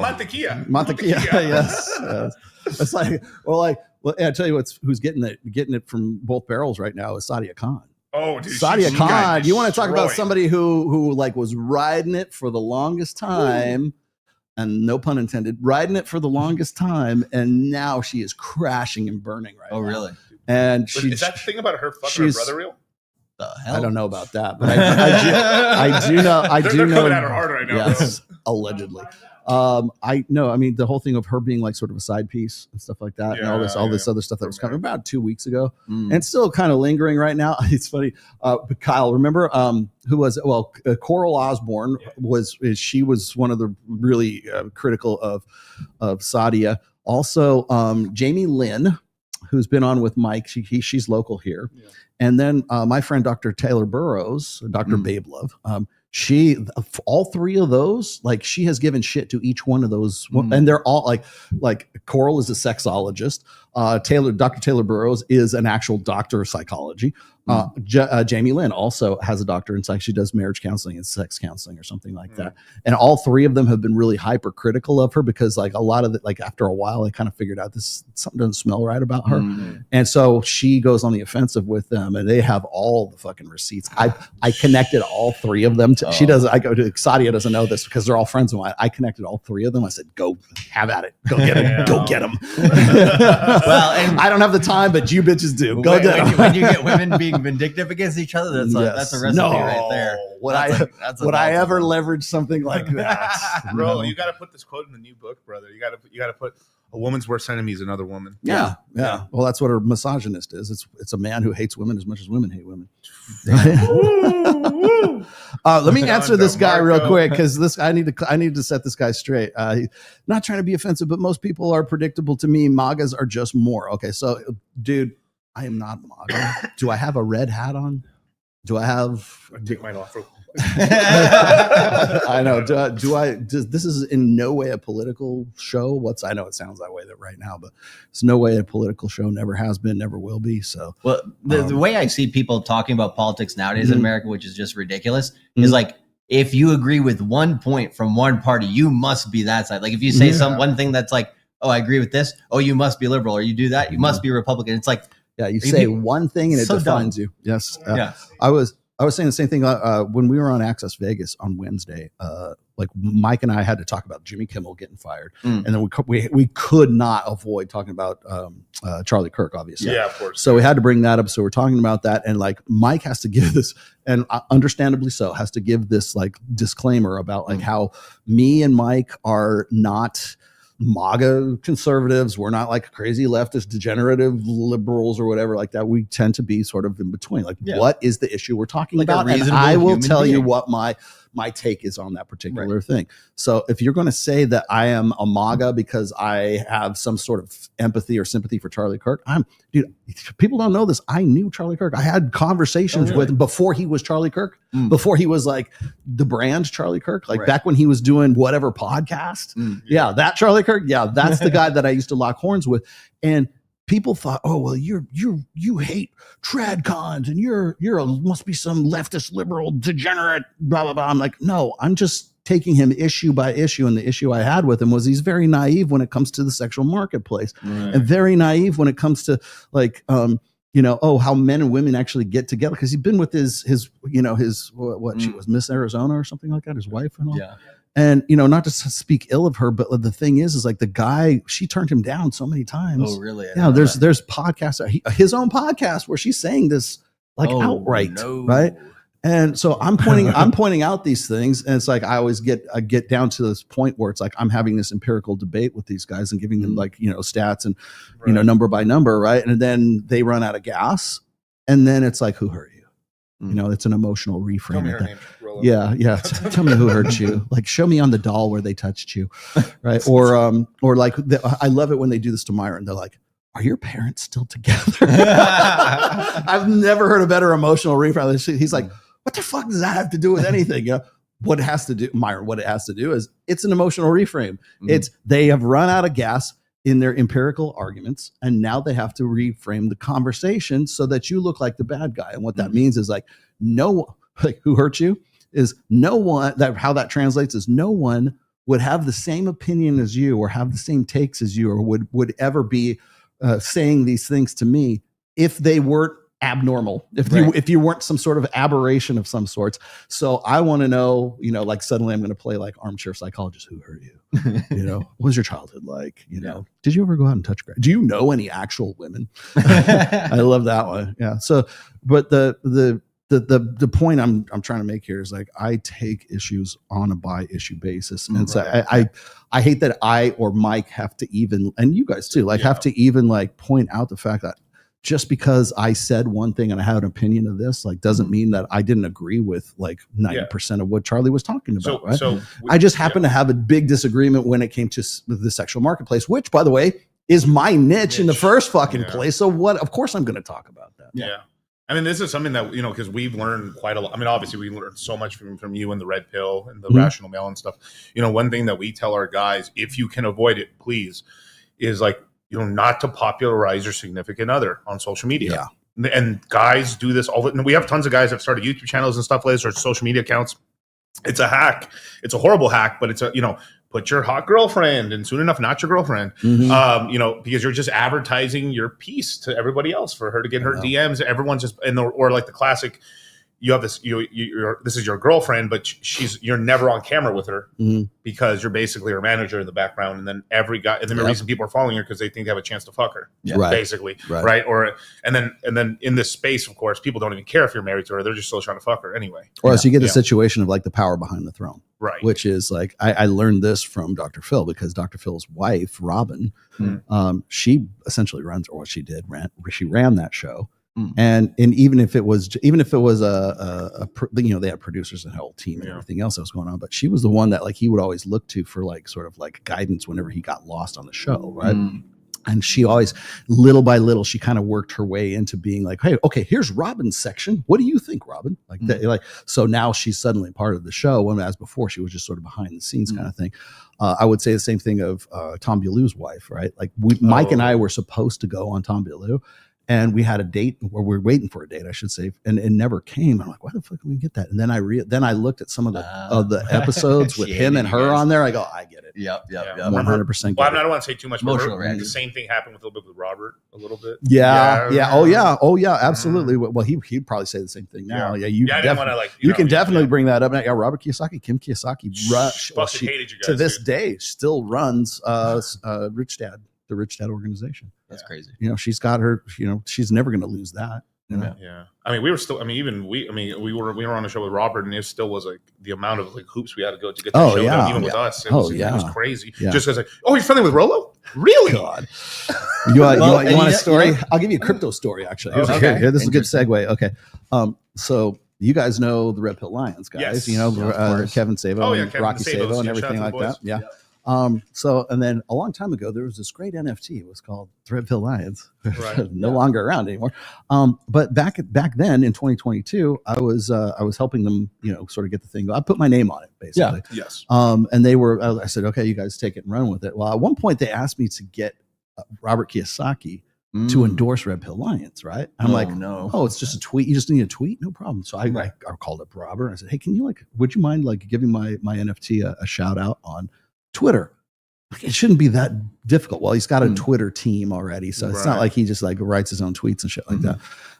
But he's like, then he told me, he says, oh, you're gonna have to talk to whoever, my manager or whatever. So I called his manager. Manager says, oh, you're gonna have to talk to the web team, right? The crypto and the web team, because he's got this hierarchy of different people in different areas of his organization.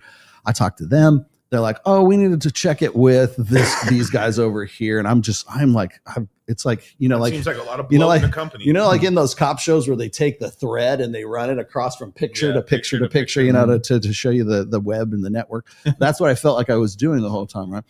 And so we get to the CME in Miami. That's how long this went. It went from like March to the CME in the middle of May. Right. Me trying to get one tweet. Right.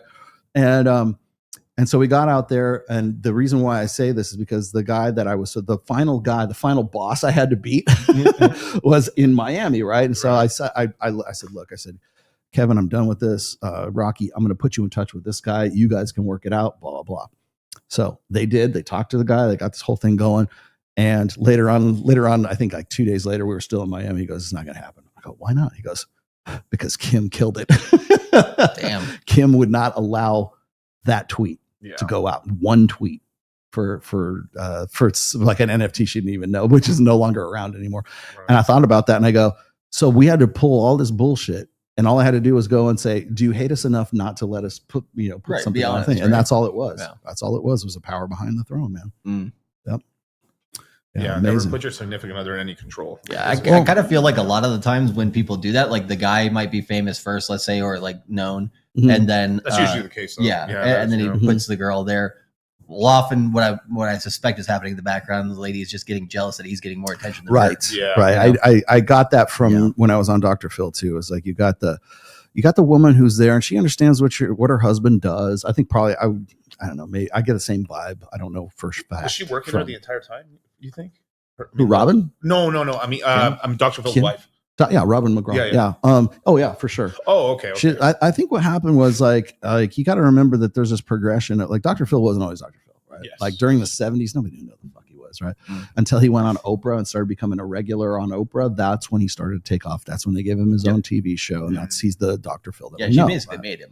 Right. And so as soon as he starts coming up, in the ranks. As soon as he's like somewhat of a let's just say minor, he's major now, but like a minor TV celebrity, that's when someone like Robin or whoever else, if your wife is like kind of, I say jealous of your success, but like wants to have some kind of I think it's not so much jealousy as it is about control.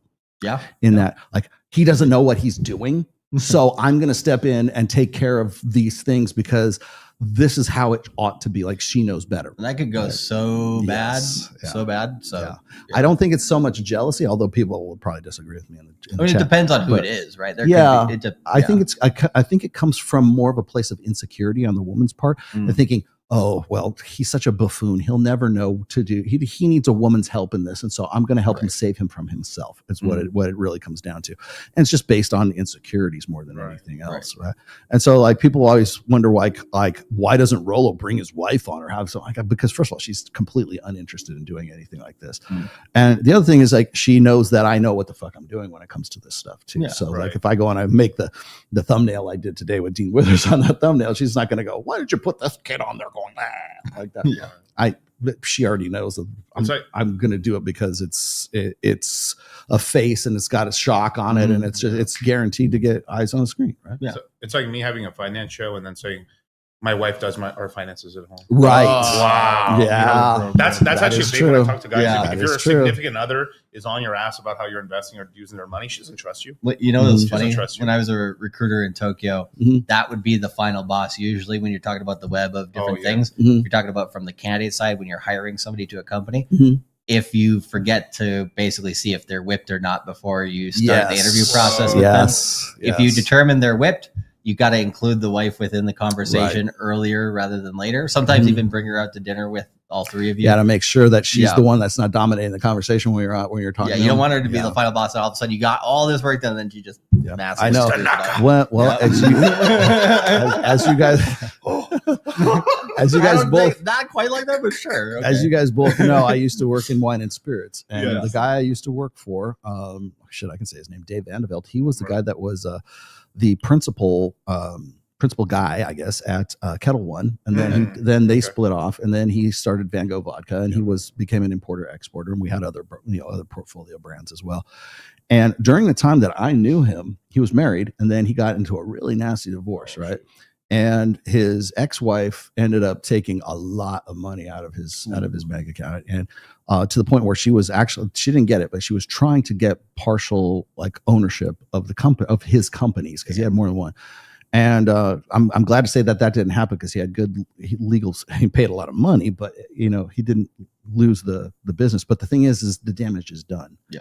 Because what happens is if he wants to start a new product or if he wants to start a new partnership or some sort of collab with somebody or a new distributor or something like that, now he has to fight against this idea that he doesn't know what the fuck he's doing when it comes to getting married. So if he wants to he had a girlfriend too, like if he wants I'm going to get remarried again, people like guys who have got burned because he almost filed bankruptcy because of his divorce. They're not going to be an angel investor in any future projects with him because of his personal situation, because he couldn't fucking get his bitch in pocket, right? Yep. And so, and so now that guy suffers because he's a chump, because he might be alpha as fucking everything else he does, but if she's the power behind the throne, then he's sort of beholden to her, and he's making his ultimate financial decisions are not based on what he thinks is going to benefit him and benefit the company. It's going to be what's going to shut this bitch up. Yeah. Right?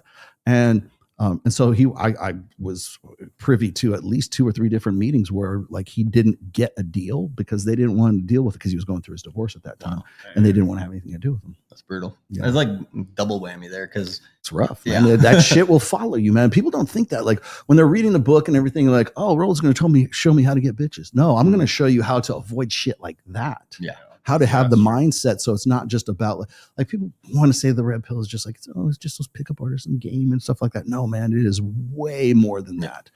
And it's life skills, it's social skills, it's money muscles game, right? It's there's so many sections so in the red much pill. More to it, right? I mean, like when people ask me, and I got this from the CBS people too, like when we were had them. Was doing the prelim interviews with these guys. They were like, "Oh, Rolo, what's the red pill?" I'm like, Jesus, how much fucking time do you have? Right? You have 10 hours. Because it's a college major, man. It's not a bumper sticker, and that's what they want is a bumper sticker. Of course. But like, it's if you think about the shit that I have to know to be like, and I don't know everything, right? It's like I have to know something about sociology, politics, obviously, clearly now, right? Intersectional dynamics. I got to know psychology. I got to know sociology, anthropology, endocrinology, neurology, fitness, health and fitness, and whatever else, so that I can, and I'm not a master of all of those topics, but I know just enough to get myself into a lot of fucking trouble. And so I can draw conclusions and say, if people want to correct me on something, I'm all ears, especially when it comes to stuff like I don't know anything about, like endocrinology or something. But that's the length and the breadth of the red pill, really, because there's like when I was talking about the hell, you could talk about Kamala and Trump in the last election. Much less. I mean, Trump has run against 2 women and beat 2 women, right? Well, why is that? Well, that crosses over into the red pill topics, right? And he was also going against the corpse of the previous one. Well, yeah, exactly. Well, that's it. Say is like when 2016 was Hillary versus Trump. Hillary, can you think of another individual who is the living embodiment of militant fucking feminism? Is there anyone that you could possibly name besides Hillary Clinton, right? And she was running for president. They were so fucking confident that she was going to win that they were shooting like Super Bowl commercials 6 months in advance because Madam President, right? House of Cards. They changed the plot of that fucking show because they were going to make Claire Underwood the president because they thought Hillary Clinton was going to be the president, right? Which is why that show crashed and burned. And then so all these other things because they were so confident. So like, okay, you've got the living embodiment of feminism. Who could possibly be the living embodiment of masculinity to the point where it's almost ridiculous, where the guy is the most masculine, most macho, machismo, old school 20th century brand who is like the living embodiment of a big hard phallus, right? With a guy who is just the only male on planet Earth that could have beat Hillary Clinton, Donald Trump. The only guy who could have possibly done that, and he did. Yeah. I can have that conversation. I can write those articles. I can do all that essays and stuff because I have to know just enough about the dynamics going on between them that I can relate it to a political sphere or a social sphere. And I think I did a pretty good job with that. But that's the kind of stuff that you have to know because it's not just about getting your fucking dick wet. It's also about sociology. I wrote a book on religion, for fuck's sake. It's the crossover because intersectional dynamics crosses over into so many different projects and so many different sub realms and stuff, including crypto. Right? I mean, every time I have you guys on, we talk about like guys getting rolled. Guys are, at the convention here or something like that. Be careful. The strippers don't really love you. They don't give them your words, your keywords. Yes. Don't give them the keywords. I don't care how drunk you are. Don't give them the fucking keywords. Right? There was that whole thing of this guy who had been dating this Latina girl. I think he was Latino as well. Down there in Miami for like years. And I guess they broke up or whatever. She basically stole like a couple $100,000 of Trump meme coin from him somehow. Oh, really? He managed to teach his girlfriend how to use crypto enough to rob him. So she could like lift his like keyword. Yes. I think he supported her visa too. She owes one of those God. too. Yeah. Jesus. Yep. Yeah. Classic. But it's just like you just taught this dangerous thing more like this jujitsu to rob you. Yes. To the point where like she knows your password to your phone. She knows the password to you get taught a monkey to fly a plane. Yes. And she flew off with your treasure. Well, there was the one guy in Paul's chain, right? He was like, which one? Rackham. Oh, my God, Rackham. This story is hilarious. He was like, everybody's like, who the hell is selling all these coins, right? And it's like, oh, they check it. It's like the whale wallet from this guy named Rackham. Kind of funny looking guy, but then he was like, oh, it's because I got divorced and I had to give the part of it to my wife. So she's really the one selling it off. I'm like, I don't think that made you look any better. Bro. I don't think that's any better. And now he's like romancing some chick online right now too. Like, he did post his chick online and mistake number 2. The backlash. Yeah. So I mean, it's like there's so many aspects of the red pill that translate into other aspects of life that you wouldn't even think would be. But they don't want to accept it, especially on the finance side. Right. Because like, look, I make tons of money and stuff. I know what the fuck I'm doing. I'm confident. Yeah. Like, what the hell listen to you? Well, like, I'm getting pussy now, so like, obviously, I'm fucking like they're choosing me. My ship is finally coming. Yeah. Give me my flowers now. I finally did it, you guys. Not a virgin at 30. See, bitches are only about money. They don't care if I'm fat. But that's also true of a lot of things. Like, if like, you know, money, muscles, game frame, right? It's like a guy will choose one of those lanes to be like everyone's got a strength, right? Some guys are like more body, but you can build it all up. But like the guy who gets rich off of gets like big on or famous from money or business. This is how you get women. Or like the guy who's all six-packed out and stuff. Well, women only are attracted to the whatever their niche is, and whatever their niche defines about men and women, like about like intersexual dynamics. Right. That's what they have to go with that because everybody else in their niche is saying the same fucking thing. And it's the same thing about like some guy like Destiny or any of these like real leftist guys where like, well, obviously, like if I white knight them forever, at some point I might be able to get some, and if they do get some, they're like, well, I got it because I'm that's what women like. Yeah. See, it does like work. You don't need all this red pill stuff. It's just a pigeon. Buy bitches. Look, I only date fat chicks, dude. I have a preference. Well, at the end of the day, all it is a pigeon tapping at the thing and being like, "Oh, I got a reward that way. Okay, I guess that's the only way."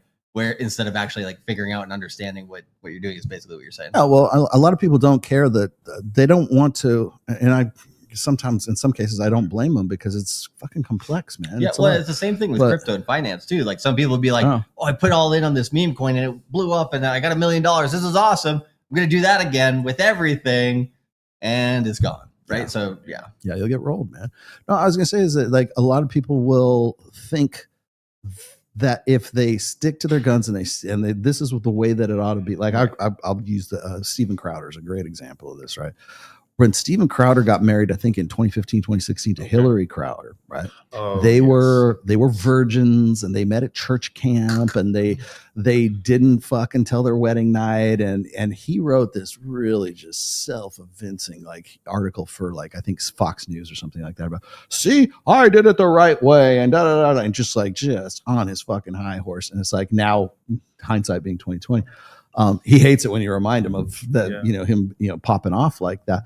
But like back then, he thought he was right. He thought it was 100. See, all you got to do is just stick to the process, believe in the process, and the process will never fail, kind of thing. And it's the same thing for like crypto bros. It's the same thing for passport bros. It's the same thing for like people who like, and once they hit pay dirt, right? And once the chick is sucking their dick, see, I told you, all you got to do is just, give them a piece of cheese and they'll want to fuck you, or whatever it is. Yeah.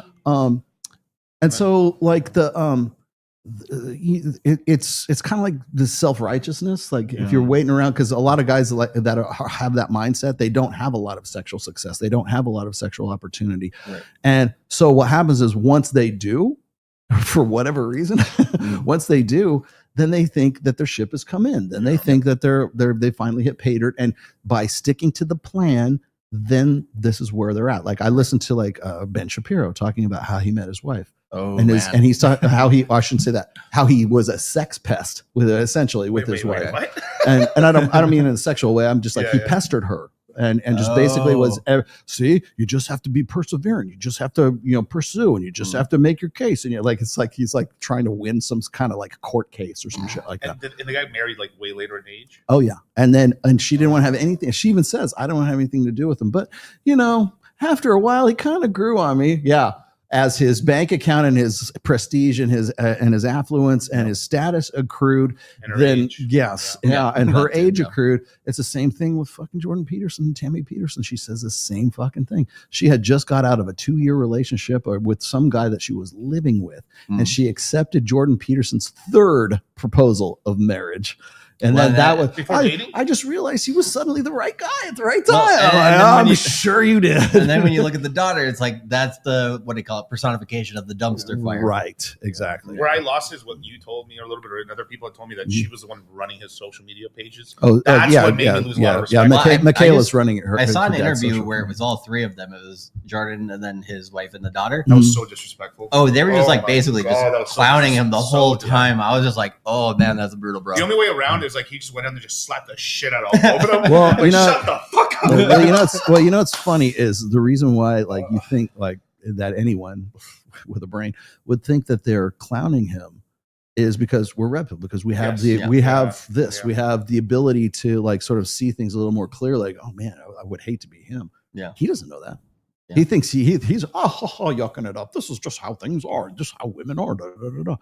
And if you don't, if you don't experience people like that on a regular basis, then you kind of like miss out. Like I know you guys, everybody I know is like more or less Red Pill aware, right? So they know what I'm going to think about a certain video or a certain situation or something like that before they even send me the fucking video, right? But if there's a guy who's not, or is resistant, I should say, to sort of Red Pill awareness, I don't say truth, but Red Pill being aware of like intersexual dynamics.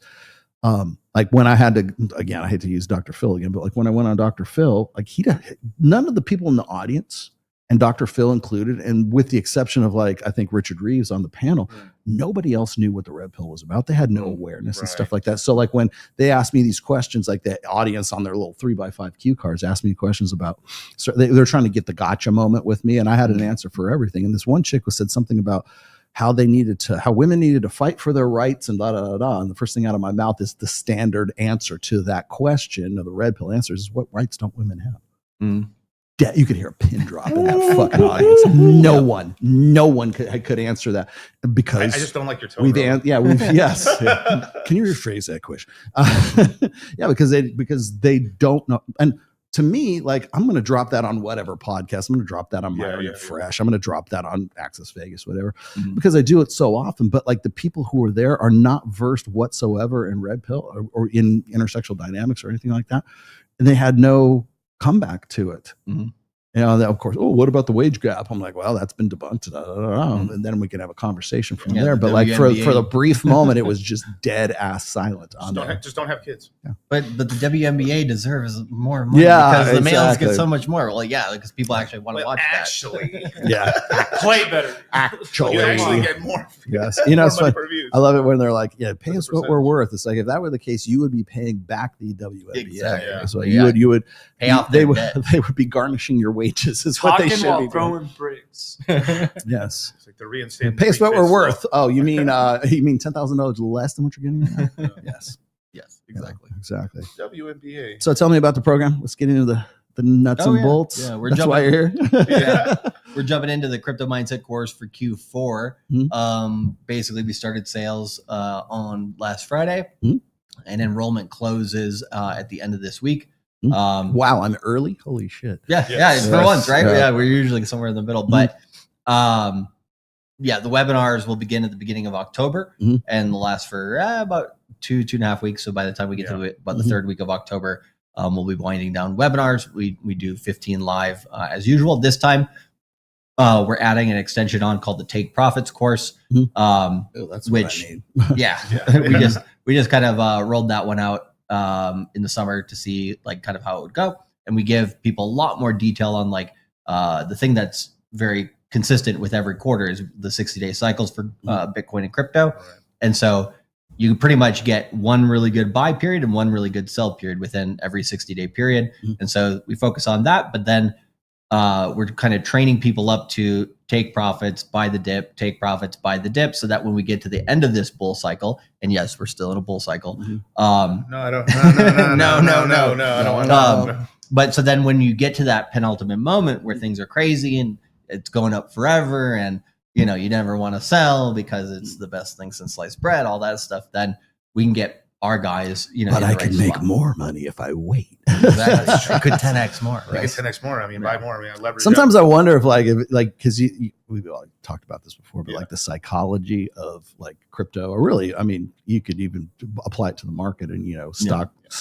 Greed is good. Greed is good. Greed is good. Greed is good. And Gordon Gekko was right. Well, the guys what's the emotional response in a down market? Panic and sell off, right? Yeah. Whereas, so what's the emotional response in an up market? Oh, I'm gonna stay in. Hey, I think I could get red 22 again. Yep. Yeah.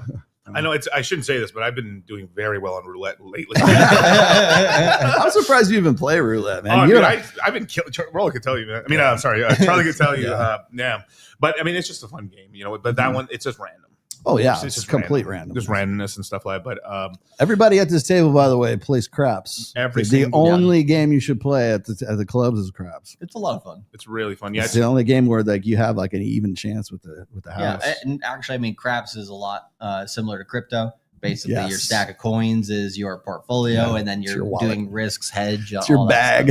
Yeah, there's a couple of those evil don't players. Yeah. Some of those shorters and stuff. But just field bets. Field bets are like meme coins. Actually, let's try it out. Come on! Oh, the fucking cat didn't show up. $100 on the Hopping Heart 10.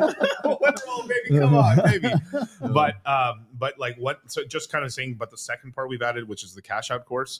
Why that part is so interesting on this one is because we're going to take care of everybody in the whole month of October. We're going to be off of YouTube. Like basically we're going to be on YouTube for this month, all of October. We're going to be gone, only teaching people classes, and probably a little part of November as well. We're not going to be online, but with the Take Profits course, we are going to help everyone navigate kind of this quarter, because we are going to, the one difference between the previous one and this one is that we are going to get a yearly top. Yeah. Which is, a lot of people. We kind of got that at the end of last year too. Yeah, correct. Yeah, there's always a yearly top, but like this one's a little more pronounced. It'll be more significant. Yeah. Right, because we were getting interest rate cuts now. Mm-hmm. We just got the first one on the 17th. We got another one on the 29th of October, and we got another one on, I believe, December 10th. Mm-hmm. Right. And we're actually getting cuts. They've actually said we're going to have 50 basis points of cuts, and it's very likely it's going to be a 25 and a 25. This is going to make it cheaper. The stock market will help continue pumping. Mm-hmm. Real estate, I think it's still kind of smashed a little bit, at least until like definitely 27 probably. Mm-hmm. But like the reason that it's so good is because we're going to get a new all-time high on Bitcoin. Solana is going to go up. We're about to have the Solana. We're in an ETF season. Tell me more about Solana going up. Yeah, Solana very likely, and before the end of the year, we're going to touch somewhere between like $330 to about $400, maybe $420. Yeah, it's going to do pretty well. It was at 237 this morning, wasn't it? Yeah. Good time to buy. And a few months ago, it dropped to as low as like $101. And we were screaming at people to buy it, Yeah. Bert's going to do very well.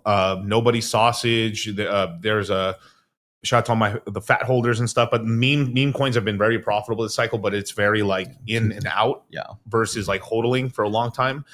But this cycle has been really, really about holding the big name brand. It's all about name brand tokens, right? Solana, XRP, Bitcoin, Dogecoin, Ethereum. Would Sui be on there? Sui, yes. Sui will be on there. Absolutely. Yeah, absolutely. And it's all because of Wall Street inflows of money, right? Wall Street's been going towards not necessarily the most quality stuff. It's just the stuff that has proven it won't die. Yeah. So Wall Street wants to go towards more like proven products. So like Cardano, Solana, and everything. And so Solana's starting to make a pivot basically from meme coins is where they've made all their money. This cycle, they're starting to make a pivot so that they can stay relevant in the next cycle, which is tokenization of stocks as well as real world assets. So that way you can basically trade 24/7 stuff from traditional markets in the crypto market. Yeah. And so you got Galaxy Digital spearheading that. And you got probably about, I'd say $3 to $5 billion of inflows into Solana. It's a lot of money. It's a lot of money. And that's kind of the cool thing, right? Because once it comes into Solana, and the price goes up, then you're going to get the crypto natives like us who are making money off of that, and then we're going to go degenerate into meme coins. Meme coins goes up, people get more Solana, so that rotation play that we would say swing trading, not day trading.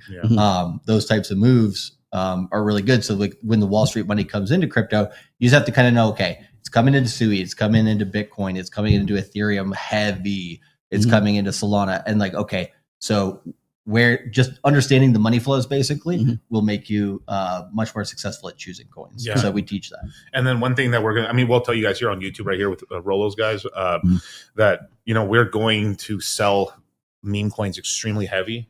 Personally, I'm going to take probably like 30%, like those big name brand coins. I'm going to sell about 30% of them into cash, and like meme coins, like 90 to 100%, all into cash.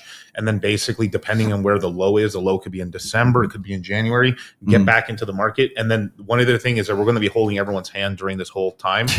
Is because it's scary. Because like, here's the thing: is I would say legitimately about 25% in crypto. That's a lot of people actually. 25% of crypto actually believes the top is in the next 2 months. Some of them think it's already in. It's already in already. Yeah. Which no, I don't think so. But we have a certain zone where we think like maybe Bitcoin, if it hits between 138 to like 156, which is like probably the next area it's going to by the end of the year. Yeah, that's enough. There's enough space there for it to go there. So 138 would be it did twice. It basically doubled the all-time high of 21.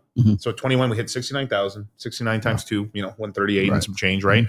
And the next level of there would be like 156, 158. That means Bitcoin's worth $3 trillion.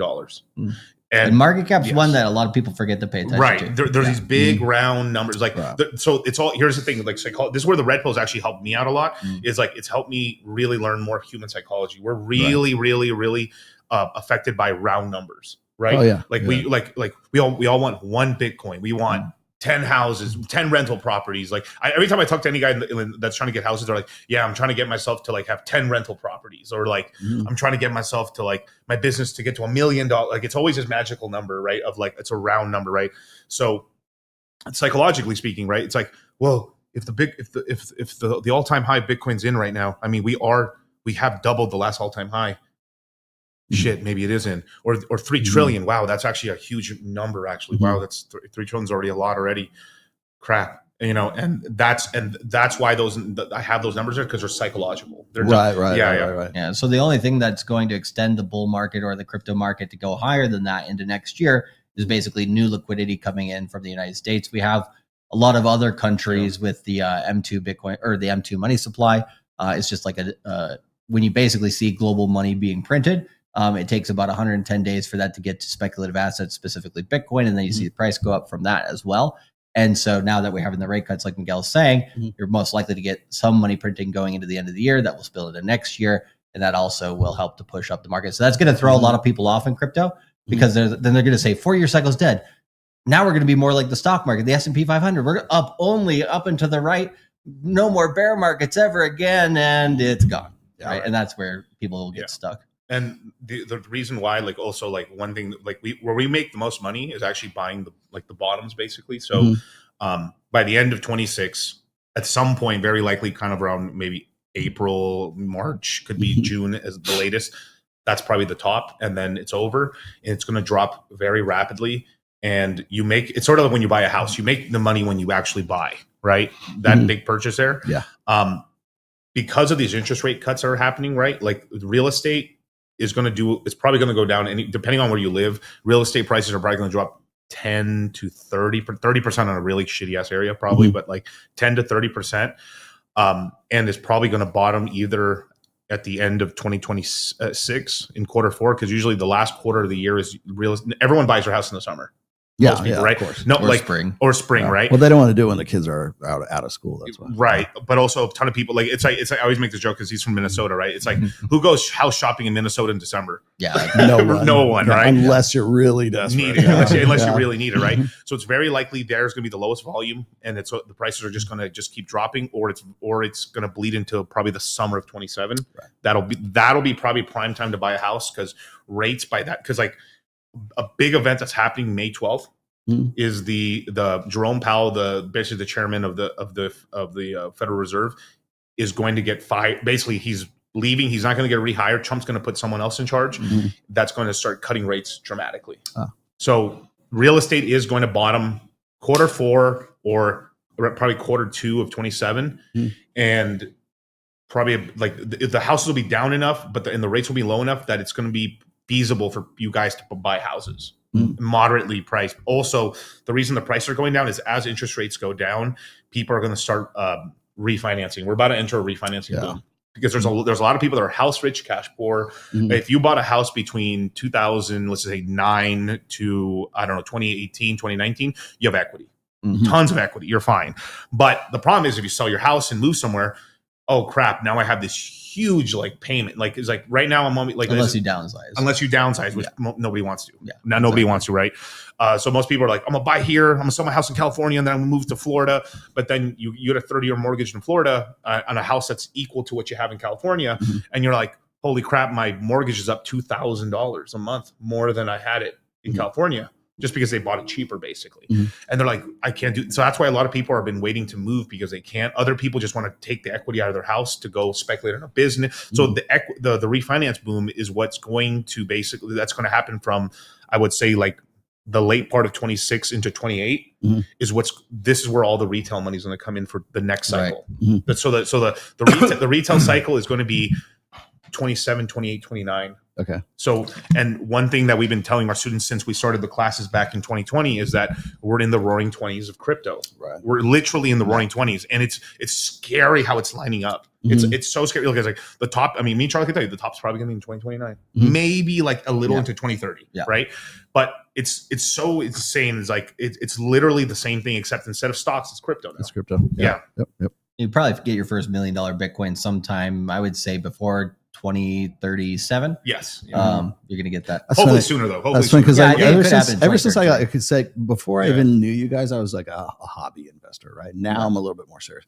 But like when you first told me to get into Solana, right? I think I was buying it like it was like $80 or like $90, something like that.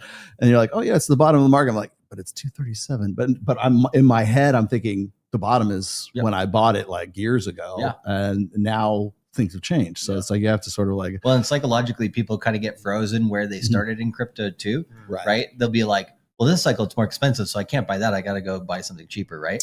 Which is can be correct. Like for Solana, it's absolutely correct that you want to buy as much Solana now as you can, because I remember last cycle, we were talking with a lot of people with under $1,000 Ethereum. Ethereum's never going to be under $1,000 ever again. Bitcoin, right, is going to be under $100,000 one more time ever for probably about a year. And then Solana, you know, it's under $1,000. Great. It might go under $100 one more time. Maybe, right? Maybe. That's a big maybe. That's a big maybe. But once it gets past $1,000, Binance Coin for the first time just passed $1,000 the other day. And that shit was nothing in 2017, right? Yeah. It came out for 10 cents in 2017. 10 cents. Today, 8 years later, it is $1,000. So per coin. So that means every dollar that you invested back in 2017 is, if you held it, you'd be up $10,000 for every dollar. Yeah. And so if you're kind of looking at the tapestry right now, like everybody's always like, what's the next Ethereum? What's the next Bitcoin? Right? Solana. Like right now, it's absolutely Solana. Like you're still in, well, it's still just meme coin shitters and not Wall Street. It's going to get Wall Streeted. It's so much fun. Yeah, it's fun. It is a lot of fun. Yeah, because this cycle is so different from 21. We've had to be more swing traders. Like we're trading so much more, and by trading, look, we're talking about swing trades of like of a position, 10, 15, 20% maximum. We're not like, I'm not taking the whole portfolio one shot this way, that way. That's ridiculous, right? Plus, two, you get into huge tax problems as well. There's some tax, tax problems there, but like, like just like Charlie said, the opportunity, we're going to help you guys. We're going to help you guys kind of see the market. Speed kills. We educate you guys to get to the point where you're not going to be just bamboozled by the market.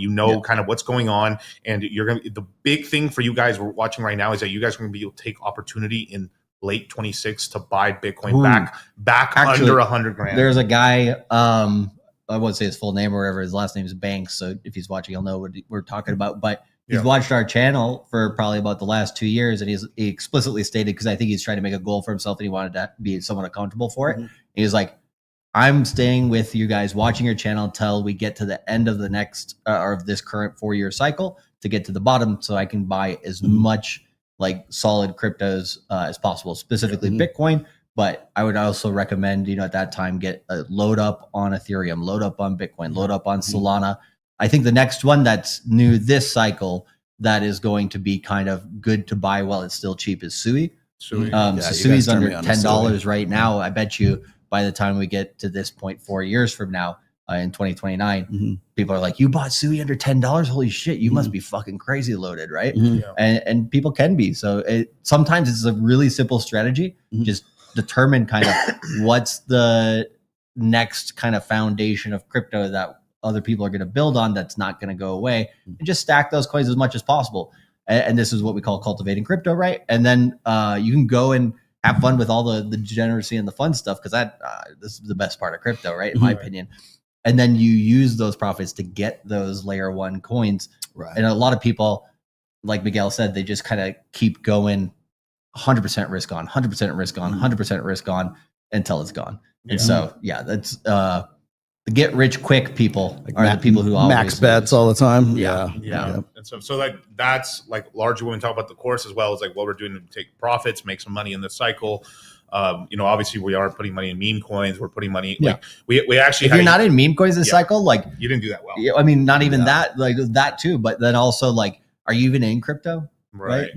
But we also help people who are like, we have guys like kind of like Myron, right? Myron only wants to be like, if you're really busy, you're better off in a more simplistic portfolio. And you could still make a ton of money, right? Yeah, I mean, what he made, like he showed his wallet the other day, he made $175,000 on this last move. on the last move with Ethereum, just over the summer. I'm like, that's a giant W. There's some guy that was calling in mad, trying to say that wasn't Bitcoin a W because it's not Bitcoin. I'm like, dude, you're retarded.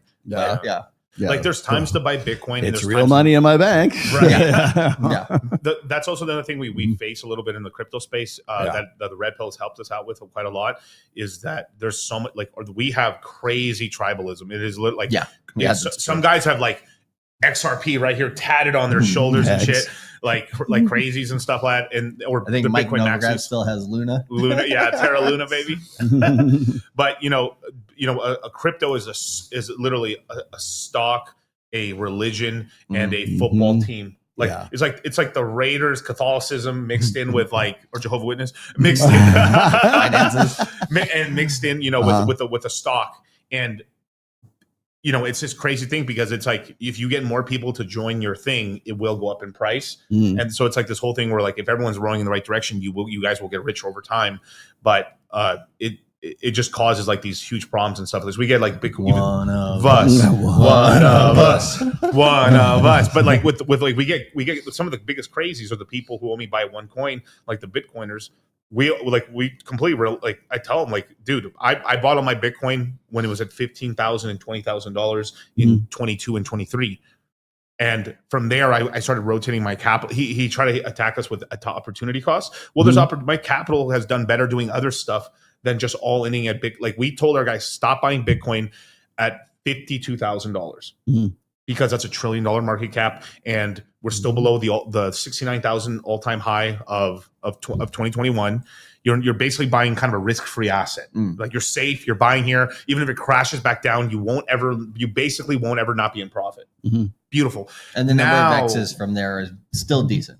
Still decent, right? Obviously, at 15,500, it's done incredible. Like I haven't looked at the price today. I think we're at 115,000. So for every $15,000 I spent, I'm up $100,000 on every $15,000 Bitcoin I bought. That comes up, yeah. So I'm done really well, right?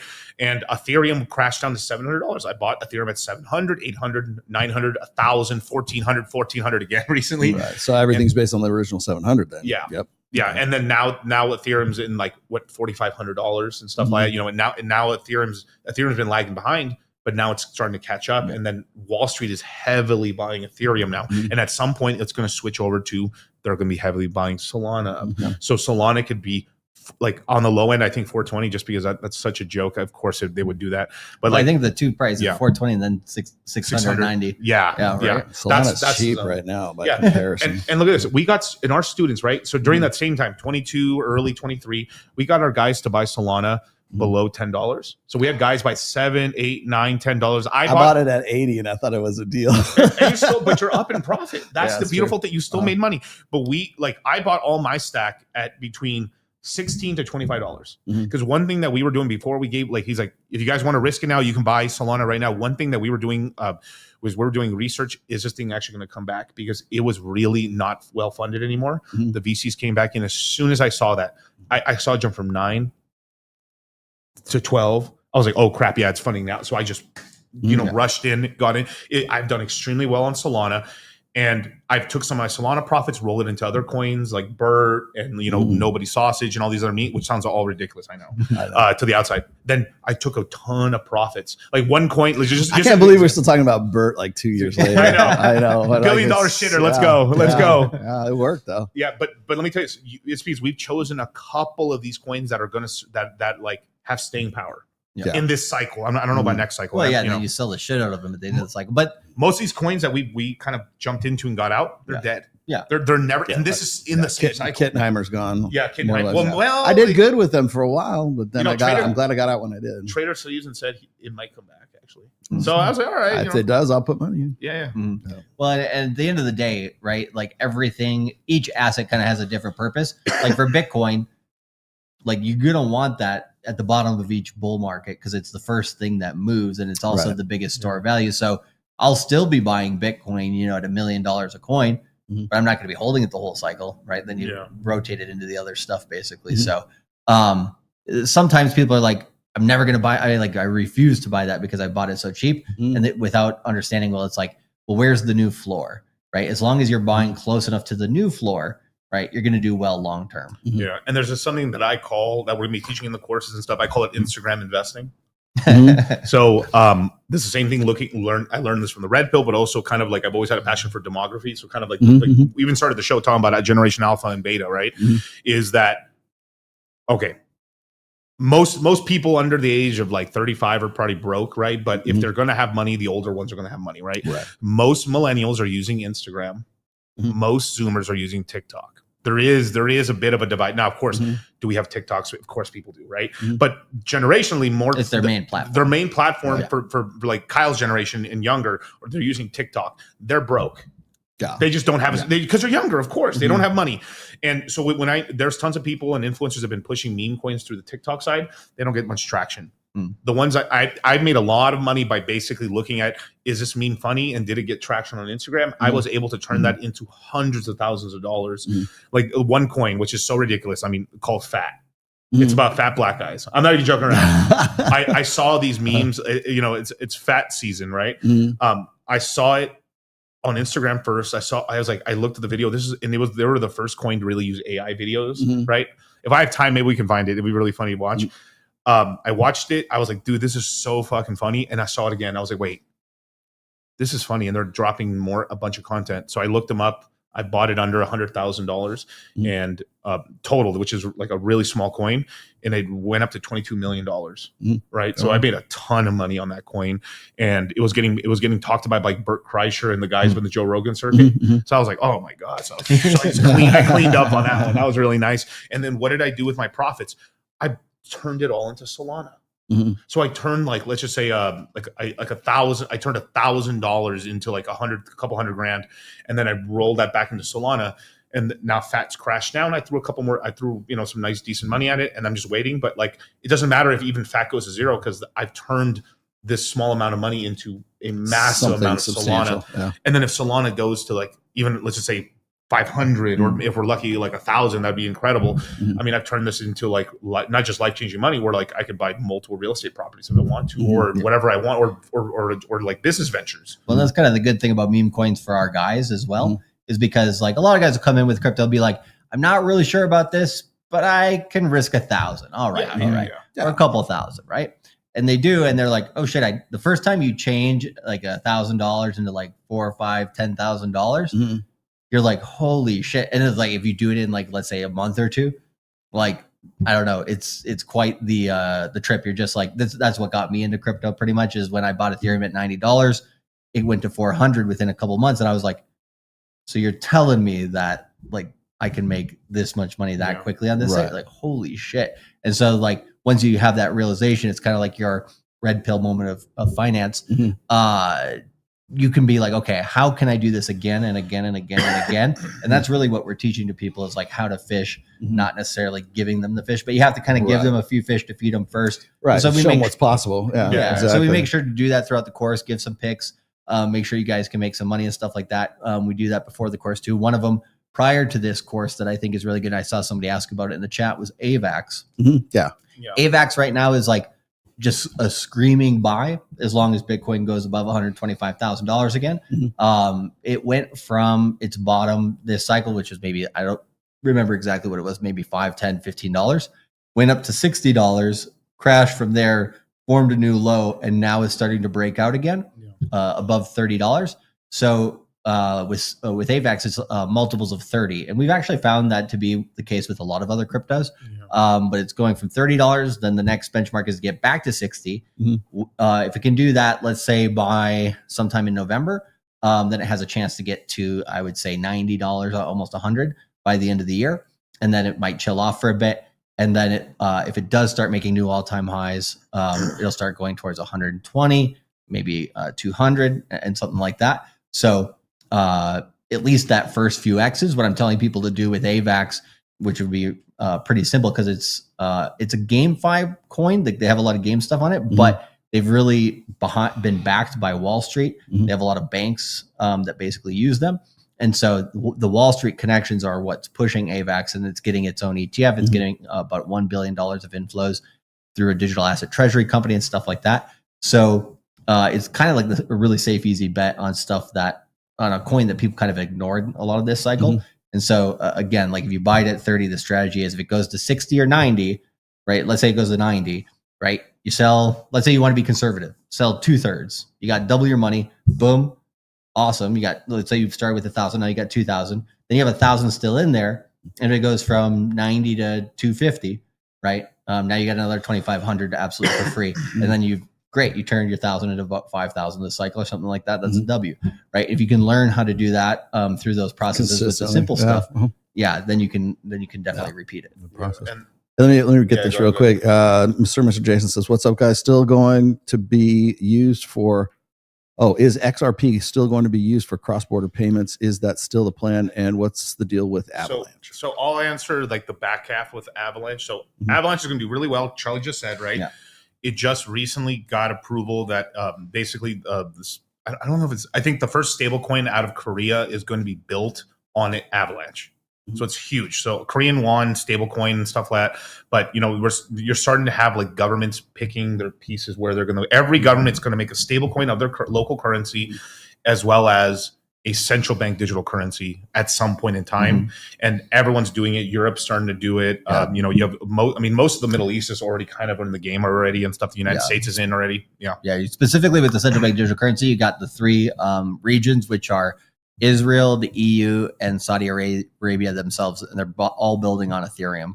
And then, like you said, with the United States, you got the stable coins through the Genius Act being approved. And so now you're going to have, you know, instead of the countries having a stable coin, you're going to have companies pretty much having their stable coin. So I'm bullish on XRP, which I don't like to say that because I don't like XRP, but bullish on its price action. Bullish on its price action and stuff. You know, I don't hate money, but but it's because it just got its ETF. Its ETF on the first day of trading got about $37 million of inflow, which put it in the, so out of all the ETFs that launched in the year, I think it was like 710 ETFs. It was in the top 5 ETFs for first day launches. That's really good. Out of 710, it was one of the top one. On the same day, you have Dogecoin also launched, and they made about 17 million. So, and that also put them in the top 10. So we have 2 crypto ETFs that launched on the same day that literally got into the like one of the best launches for ETFs in 2025. So it's going to do well. I don't like the team on XRP because they are essentially they're just dumpers. They basically, every time the token goes up, they sell enough not to crash the price, but not enough to let it pump. And they've extracted hundreds of millions of dollars over the years, and they're going to, and really billions as well. And they're going to continue to do so. I am confident it's probably going to go to $10 to $12 on XRP, but I'm not confident on the whole cross-border stuff. So we play like these war games or like these like most likely scenarios, right? The reason that countries like Israel or, you know, UAE or Eurozone or anything like that, or any of these kind of large entities are building on Ethereum is because you can't shut it down. So why would you build your stuff on something that can shut you off? That's dangerous. That's also geopolitically very, very, very bad. So you have to look at it like, I've got to launch they can't launch it on Bitcoin because it's not fast enough yet, or what, maybe one day in the future, but like probably not. I'm very confident that one day they'll make Bitcoin quantum resistant, but I'm not very confident they're going to make it fast, just because they're afraid to mess with it, basically, because it's worth so much. It's too much money. Ethereum's so like you can run transactions on. They're either going to launch them directly on Ethereum, or they're going to create an L2 built on top of Ethereum they control the whole thing anyway. So it's all about control. And it makes sense. If you're a country, if you're a country and like, let's just say you're Iran as an example. And then like, why would you launch your thing on something that the United States shut down? You wouldn't do it. That's all you have to think about. So, and also a ton of these countries don't want to be beholden to a corporation that could shut your stuff off or get geopolitically kind of nudged some way. And then basically like, oh crap, now they froze all my money. That people don't like that. So that's why I'm a little like kind of against it. Just their overall business model. They have a lot of competition. This is why XRP was trying to buy USDC and Circle. They didn't win. And because they're losing market share, everyone's launching a stablecoin. Trump has a stablecoin now. Yeah. I mean, everyone had this stablecoin market. I would imagine in a few years is going to grow to about $4 trillion. And one of the things the United States is doing right now is that officially over the Genius Act, right? Every stablecoin has to be backed by $1 of a treasury. I think eventually that's going to be expanded out to I think Trump's eventual plan, or like they're going to branch that out to like mortgage bonds and stuff. So that way that'll help kind of like lower the interest rates on 30-year mortgages over time. But basically right now, the stablecoin market in the world market, but it's really the United States, is about like, I think the 10th or 12th largest holder of US treasuries on the planet. By the time it reaches $4 trillion, which is not going to take that long, you'll be the largest holder of treasuries on the planet.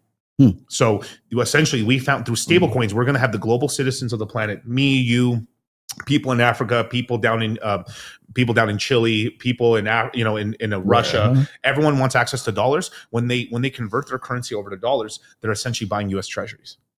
So the United States found a way to basically get cheap money. And the stupid part about how the media is taking that information is Trump is using this to get rich, and it's like, that's a side effect. It's a side effect.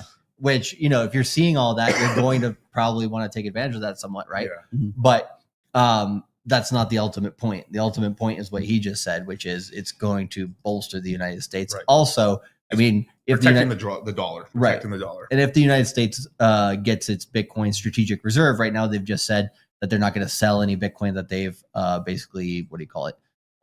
Taken. I don't know what the stolen. Well, I was just trying to think of the fancy word for that, but yeah, apprehended. Apprehended. Yeah, exactly.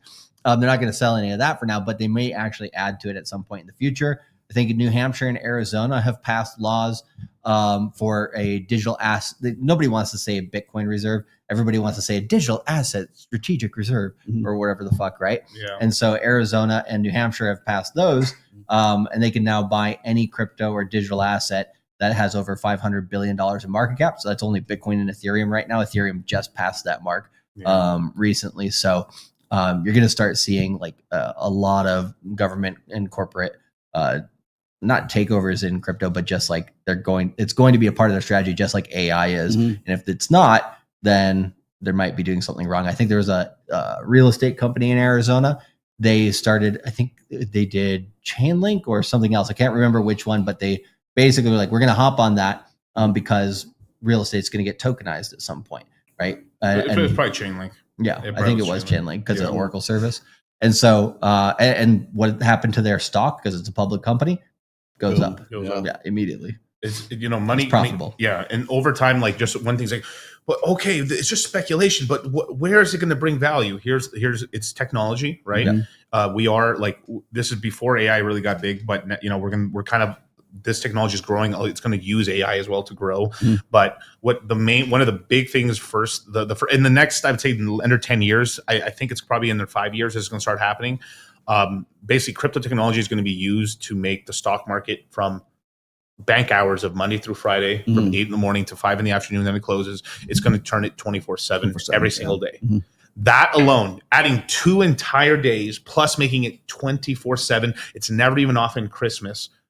is such a radical increase to basically the efficiency of it. And it's that alone is so bullish on the whole stock market in the United States. I mean, the economy is a stock market, damn you. I know people don't like to hear that, but like Main Street's been hurt pretty bad, but there's a real market and there's also the other market.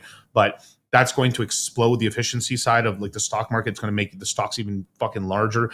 AI is going after a lot of people's jobs, and AI is going to increase the profits of companies to astronomical extent. It already is. Yeah, I mean, to even more. I mean, to the point where like as an example, like let's just say I'm a firm that has 1,000 employees. I can cut it down to like 200 employees. Oh yeah, absolutely. Well, it's like these things are happening right now, and people are like, yeah, that's not that big of a deal. Then 10 years later, right? Then it's like they're so far behind the 8 ball. Everybody in their company is understanding it, except for them. They're like, oh shit, right? And I think it was funny when the first time I brought crypto to the Red Pill, and the first reaction everybody in the Red Pill had was the government's going to kill that. Yeah. Oh, they'll take over Fed coin, right? Yeah. And partial of that is like not a bad argument. It's partially true. But look at where we're at now, what we're talking about here today, right? And what that is. And it's like, yeah, the government found a way to make it useful, right? And it's Trump fiat currency. No one will standardize on it. Right. What can you buy with it? Yeah. And so like and that's the one thing about Trump that's really good compared to a lot of previous presidents. He actually understands money and business, which a lot of politicians are retarded when it comes to that. They know how to steal money. They know how to inside trade, but they don't necessarily really understand the mechanics behind the global economy, and which is why they tend to make poor decisions. But again, this is all really good for the United States because the United States has actually taken a lot of market share from China. China had so much of the Bitcoin mining infrastructure for a long period of time, but because it's a money they can't control, they just kicked it right out. I kind of think there's a deal done maybe behind the scenes between BlackRock, China, and the United States to be like, okay, we'll bring some stuff over here and maybe give some stuff over here. And we were talking about what might that stuff be, and we're like, it was military, maybe military stuff. The F-35 and stuff. There was all these weird leaks that ended up happening, and then magically the Chinese started making their own Chinese version of the F-35s, basically, which are kind of dog shit. The F-35 is kind of dog shit compared to the F-22 or whatever, but like whatever, it's. I mean. It's kind of funny though. We're still using B-2 bombers and stuff. Shout out Iran, but like, but this market is just so crazy, and it's like you have to pay attention to it because in the next 10 years, a lot of people, even in this chat, could get displaced a little bit just with AI alone. Fuck crypto, just AI alone is so insane. We're gonna start really I think the average person is gonna start really feeling the effects of AI 5 years from now. Yeah, the next 5. Oh wow! It's sort of like when you first time social media came out. Yeah, 5 years from now, it's going to get scared. It's going to be like wow. Yeah, it's like the smart people are paying attention to it now, getting ahead of the curve. In 2 years, a little bit of a larger majority, right? And then in 5 years, if you're not figuring it out, then you're already behind. Yeah, you have to create a brand. So basically, AI is not going to displace you if you have a brand, you're well known, or you're very high in your niche. As an example, or talented. Yeah, if you could do a lot of human to human type activity, right? There's always going to be a market for that. Yeah. And then the other way I like to put it is if you're very good at something, let's say you're the best coder, and now you're going to be the best prompt engineer, right? Yes. But if you're the worst coder, well, you're still a useful monkey, right? Because we could pay you shit, and then we could just have you do a bunch of menial tasks. Yeah. And then the people that are sandwiched in the middle, though, the B level students, the B- students, the C+ students. Those are the people that get squeezed. Those are the people that get taken over, basically. Yeah. So the class is throughout the month of October. Classes start on the 4th, and they start on the 4th. Yes. Yeah, cool. Anything else?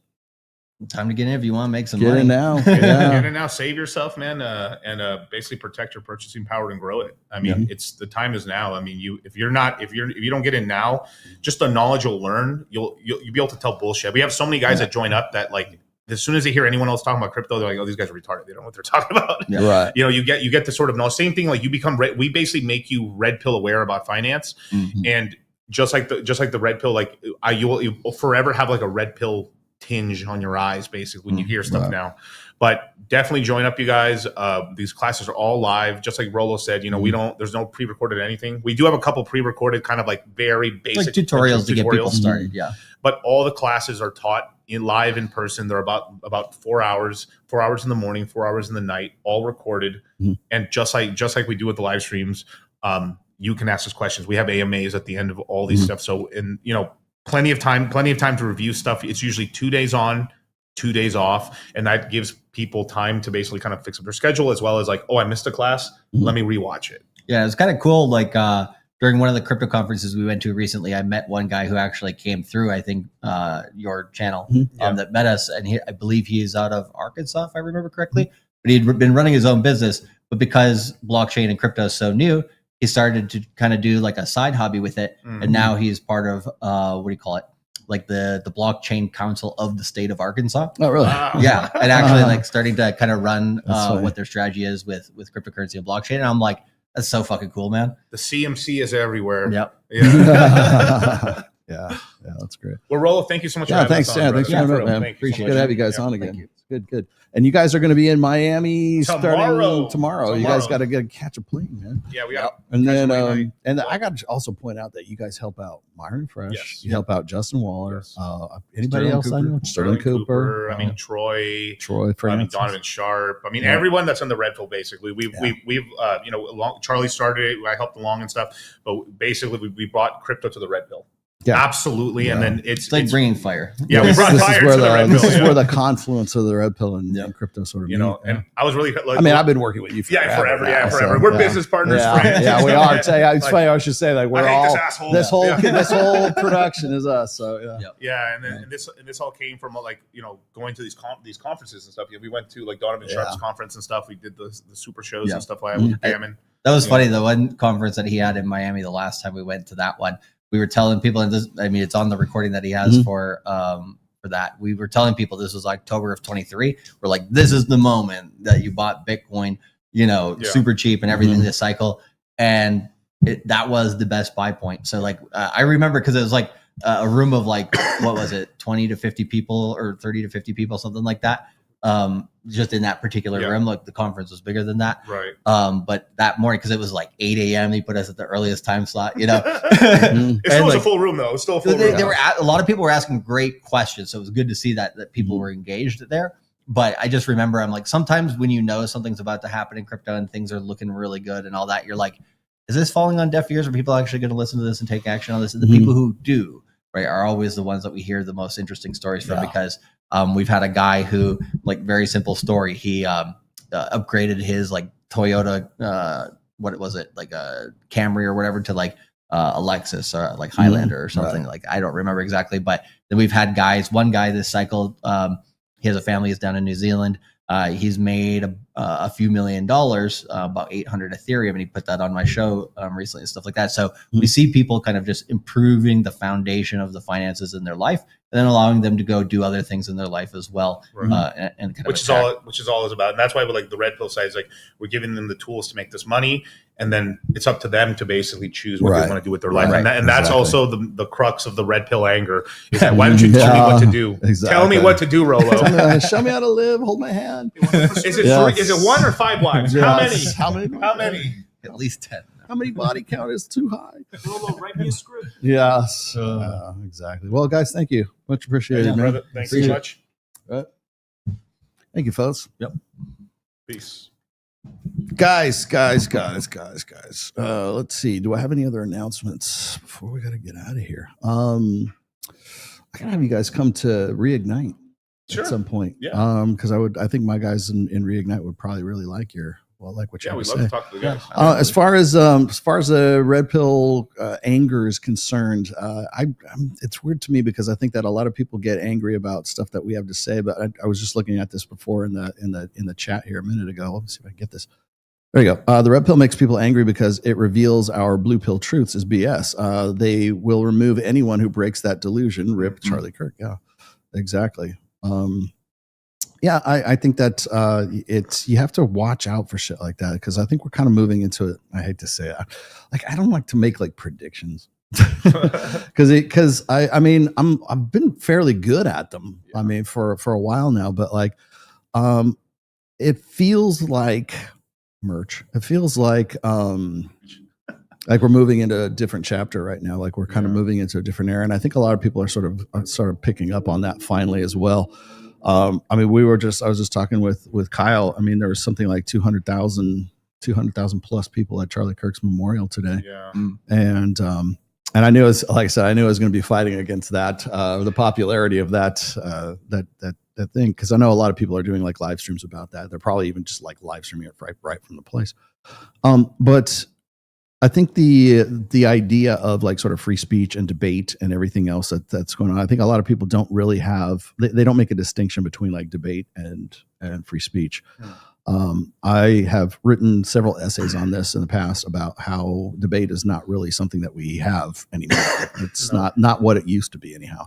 And the reason I'm saying that is because as we have transitioned from sort of this sort of empiricism over to emotionalism, which is really kind of the hallmark of the last 60, 70 years.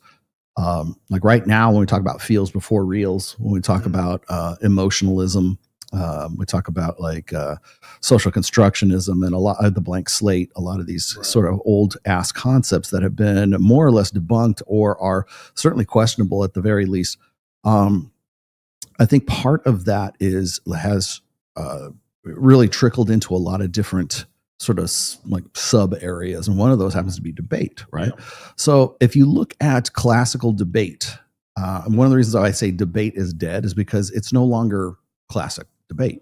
Whereas if you look at like the old school debate, like, Athens, Greece, right? When people wanted to debate something, it wasn't about, my opponent is a dickhead and I'm going to prove to you why he's an asshole. Fuck you, back and forth, right? It was a concept. And they said, is this true or is this false? And that's all debate was about. It was about, I have a hypothesis. I have a proposal here. I think X is Y, right? And so then for the next, 2 or 3 hours, we're going to debate on whether or not this is true or this is false, right? This concept. It could be something philosophical. It could be something religious. It could be something theological. It could be something as simple as mathematics. So it just kind of depends on what the actual topic is, but it was based on one thing. And that one thing was what is true and what is false.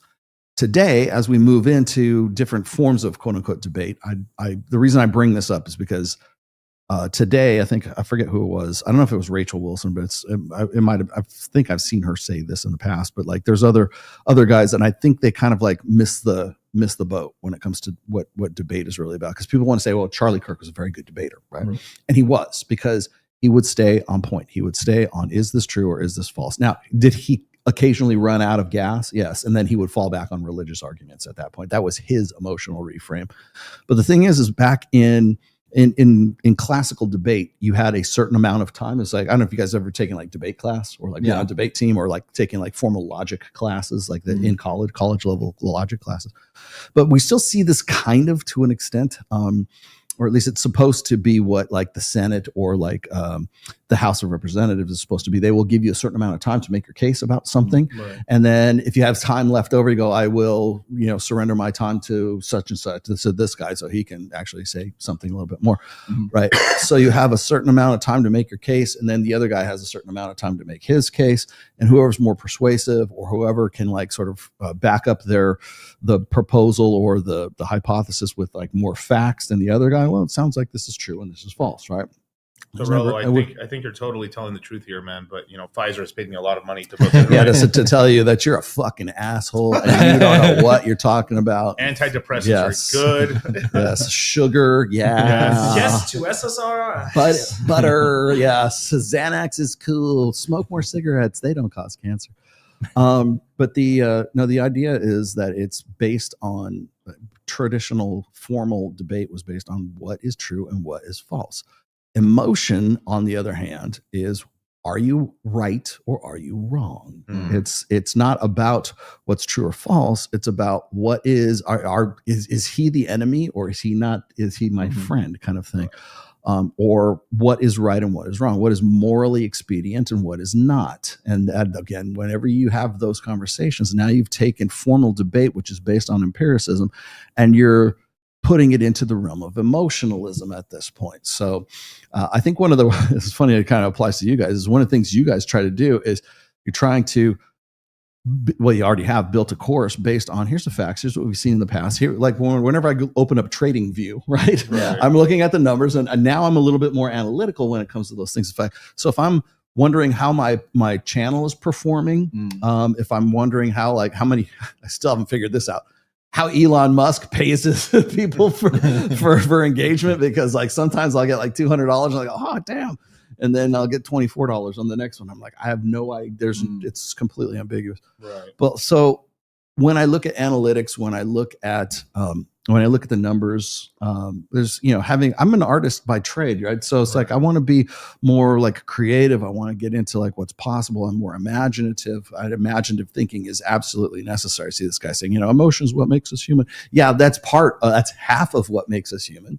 You know what else makes us human? Well, sure, that's a third of what makes us human. Instinct, emotion, and reason. There you have a human being right there, okay? So your instincts, your emotion, and your reason. So I'm not saying that emotion is unimportant. It absolutely is.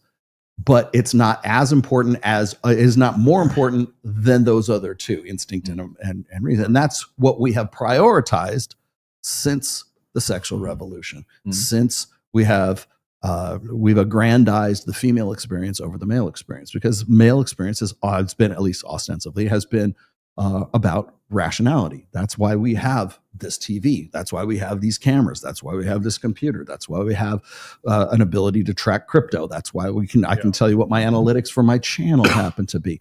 I don't have to go, well, I feel like my channel should be more successful. Well, I can see what I'm doing, and maybe I need to course correct. But I feel like Bitcoin will never go up from here ever again. Yeah. And so I see a lot of the criticism. What's funny is I see a lot of the criticism of like, the red pill, of course, but also because people get very emotionally engaged with their ability to reproduce, right? With their ability to like get married or make a human connection, or have some sort of emotional investment in somebody. And so if I break it down as if it's an economy, and I've had this conversation with the Cappy, but to answer your question before you ask it, the sexual marketplace is a marketplace, and it is subject to the same rules as any economy is, So if we say, well, women have priced themselves out of the sexual marketplace, I think we can like sort of figure out what we're talking about in that sense. But it's something that's knowable and something that's trackable, but it's not ambiguous, and it's not something that's subjective, and it's not something that's relative. So when we look at like debate, and we look at, there's other niches and other aspects of just sort of like our daily lives that we can apply this to. But since I was talking about debate, because we think that Destiny's a great debater, or we think that like, Charlie Kirk was a fantastic debater, and he was, they're still arguing points from a position of right or wrong, not true and false. Well, because people conflate right or wrong with true or false. With true they or think false. It's equal. Yes, they think that those are they're inseparable. Yeah, exactly. And so what happens is then you get into what's called modern debate. A modern debate is what's good and what's not, what's good and what's evil, right? I mean, if you want to put it in a moral sense, it's what's good and what's evil. Really what modern debate was meant to decide was what's best practices. We have all this information. How should we use this information? What's the wisest, most practical way that we can? I love they use morality for it, because it's like we're so anti-religion as well. Well, then, on the left, I should say more. Like, well, that comes back, and so that comes back into postmodern debate. And postmodern debate is, my opponent is an asshole, and I'm going to show you why he's a fraud and he's a fake and he's an asshole. Fuck him. He's a bad guy. I'm the good guy, right? Sponsored by Vagisil. Yeah. So you've gone from classical debate, true or false, to modern debate, which is best practices, let's just say. And then that kind of leads over into what you were saying before is good and evil, right? Is that you add a moral component to it. And then it's like, well, this is the way things should be. Well, it doesn't matter what best practices are, because the Bible says this, and let me go try to cherry pick all these facts to back up what my religious investments happen to be. Oh, and by the way, the guy who's against me, he's not on our team, and he's against God. And so therefore now we've added a moral element to this. And now we get to the, I don't even know what to call it, era, because I'm engaging in debate to destroy this guy, to increase to brand build, because this is only something that's really kind of recent for the last, say, 25 years, right? Clout chasers.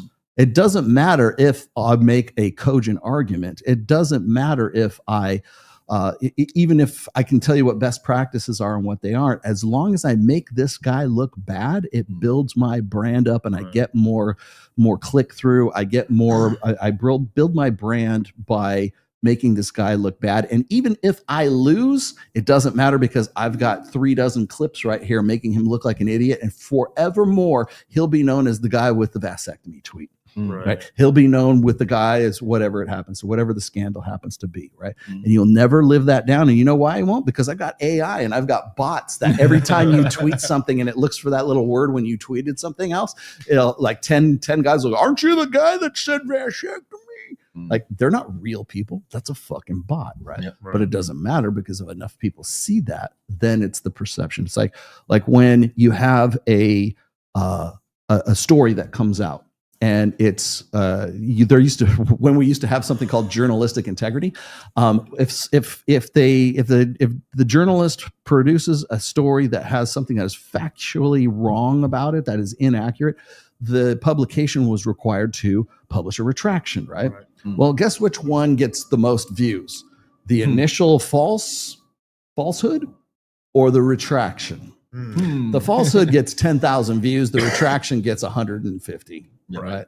And by the way, that's factored in to that form of debate. So it doesn't matter whether or not what I say is true. It's Jimmy Kimmel, right? Jimmy Kimmel is factually incorrect with his jokes and everything he was saying. The FCC says that and says this, like, he could have said, you know what, guys, mea culpa, my bad. I was going off of what my fucked up screenwriters were writing for me on Friday. It turns out that, he is actually that way. I wonder if we would have a different outcome as a result of that. But Jimmy Kimmel's not going to give an apology for something like that, because again, they're emotionally invested in their ideology, so much so that they're never going to apologize. They're never going to put out a retraction, even if it would have had fewer views as a result of that. They still could have done that, and he might still have a job, but they're not going to do that because, again, rationality versus emotionalism, right? And so that's why I say, so when people ask me like, well, Rollo, why do you say debate is dead? That's why I say debate is dead. It's no longer about classical debate. It's no longer about what is true and what is false. It is the literal definition of a victory in debate is to basically to verbally dismantle your opponent. That's what it is. And that's not what debate has ever been about. It's not been about dismantling the person. In fact, that's a logical fallacy. Is you don't argue the person, you argue the issue, right? And so, and if that's not your primary goal in debate, you're not having a debate. You're just having a shouting match, which is exactly what happened with Piers Morgan and Destiny and Jack Posobiec and Andrew Wilson. And in an idiocracy, that's what gets views. Yeah. There's actually a conspiracy theory. I mean, I think it's pretty real, actually, but there's a conspiracy theory to kind of tank the Disney stock right now, because it's literally down really bad. Because didn't it lose like $3.7 billion or something? I don't know if that's true or not. Again, I might be repeating a falsehood, but like that's what I read on Twitter. Yeah, I mean, they crashed the entire fucking Star Wars meta, so that was fucking bad. But that is factually based. Factually based. We have analytics for that. I think it was Kathleen Kennedy. Was Kathleen Kennedy who was running it? Yeah, terrible job she did. Absolutely terrible. But Apple's actually trying to buy Disney right now. Really? So there's a huge kind of merger going around, and then especially I wouldn't be shocked that there is a whole little thing background going around. There, the money under the table to just crash out shows, kind of lower the stock, because like Disney's stock is doing terrible right now. Andrew with the pickle jar. As I said, so, you know what? The pickle jar is my vasectomy tweet. That's what you will never live that down, Andrew, and I will never live the other one down, because there's a million bots right now, and every time he tweets something, they go, "You're the guy that couldn't open the pickle jar, aren't you?" Like that. There's a million bots right now that are just like cranking that out, man. If I was him, what I would do is actually super glue a pickle jar and then start handing it out to everybody. That's people like, we gotta get it off. I know. Fucking big buff motherfucker, fucking like losing his mind. He can't open it. I was so tempted to have Missy hand me hand me that pickle jar. Hand me that pickle jar. Watch. No, get the camera out. Well, and speaking of media, right? What it kind of reminds me of is like when I took journalism 101 and everything, right? What they said was basically newspapers were written at junior high school level because that was the highest 8th grade. Yeah. 8th grade level because that was the highest level of education. Like that certain Average amount of people back in the older generations would get now to. It's like 4th grade. Right. And that's kind of seems like where we've gone in terms of, the emotional arguments for a lot of But that's media. what you are, but what am I? Exactly. Yeah. Exactly. Well, yeah, exactly. And then everybody waits for the rematch. And then it's like, why like Myron is debating Destiny or did yesterday about Israel versus Palestine. And I'm like, you already had that debate with Sean Kelly like 2 months ago. What are you going to say on this go round that you didn't cover on the last go round? Bad. Yeah, well, that too, but like that too. But the other part is that like now, but like why would you now? I don't know for a fact because they could have had this thing scheduled for a while. So and it would look bad if Myron said, "No, fuck it, I'm not going to have that conversation with him right now." So it might just be something as simple as that. So I don't. I'm not going to imply anything. Production and stuff. So it probably was planned a while. It probably was planned for a while, and he's not going to like Myron's not going to back down from shit like that. No. But it's like I wouldn't be signing up for anything new with Destiny at this stage because I mean I love it when it was Jeremy from the Quartering is like, when somebody tells you who they are, believe them. I'm like, bitch, you didn't believe me when all that bullshit went down, when it was Lauren Southern and Destiny and Brittany Venti were trying to run me up the fucking flag, actually get me put in fucking jail for the same thing that fucking Destiny has right now. And I'm like, where the fuck was that? I'm still waiting for my apology, Jeremy. I don't think it's forthcoming. But the thing is like you believed him then. And now you're saying that that he's actually he's a bad actor, right? Now I don't think I've ever asked you like, what do you think about Hassan? Oh, I mean, he's just he's just another player in the same realm. Like, I mean, that's the like he's like they're trying to. I don't know where. I don't know when the actual date started when all this shit went down because they've been talking about this shit forever, right? But at some point, we crossed a Rubicon where everybody had to escalate their game. Right? It wasn't enough to just like do Red Pill, like hey, after hours with the girls. Like that was the hotness in 2022. Yeah. What was the hotness in 2024? The Jews, right? Let's just. I mean, shout out Kanye. I'll just Kanye. Well, that's kind of where it started, wasn't it? Yeah. Like with when Nick and Milo. Milo has completely disowned Nick by now, and Ye went on Tim Pool's, right? Yeah, and then they walked off the show. I think maybe that's it. Maybe that's when it all started. But it wasn't enough just to do Red Pill's topics anymore. We had to do Red Pill plus we had to have a rapper on, plus we had to do this, plus we had to have Sneeko on, which by the way, Sneeko's being disowned by everybody. I mean, there's an active beef between him and Fresh right now. And I'm here for it. I'm here for Fresh. I'm here for it. Yeah. Fresh knows I'm much fake. I've been here for it since the 2022, right? And I'm not surprised. We saw it coming from a long time ago. And we've been saying it for a while, and they knew it, and we've had our conversations off air. So, but it's just at some point that we crossed a Rubicon where the escalation had to go up to something else. They had to ratchet up the rhetoric about something else, and that's and so where do we go from here? Well, we know because now Destiny and Hassan have ratcheted it up to all conservatives must die. I mean, more or less, right? Well, it goes from like half fear. Yeah. It goes from again, I'm paraphrasing, but well, I was just gonna say it goes from a circus to like all of a sudden like what the hell? Yeah, civil war. Why are we shooting protesters? Yeah, exactly.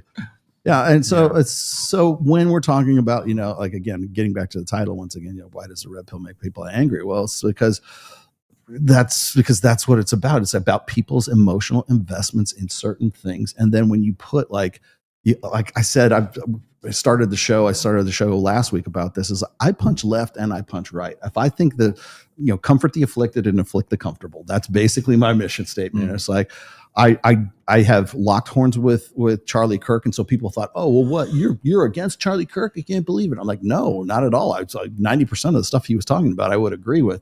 I just disagreed with him about what he was discussing in my niche. Yeah. And that's what brought him to my attention before he was even quote unquote Charlie Kirk, back when he was like doing whatever podcasts and all these other things, right? Before he was like the sweetheart of the conservative party, he was just another podcast. He was just another face in a crowd, right? But now, now he's the martyr of the conservative movement, right?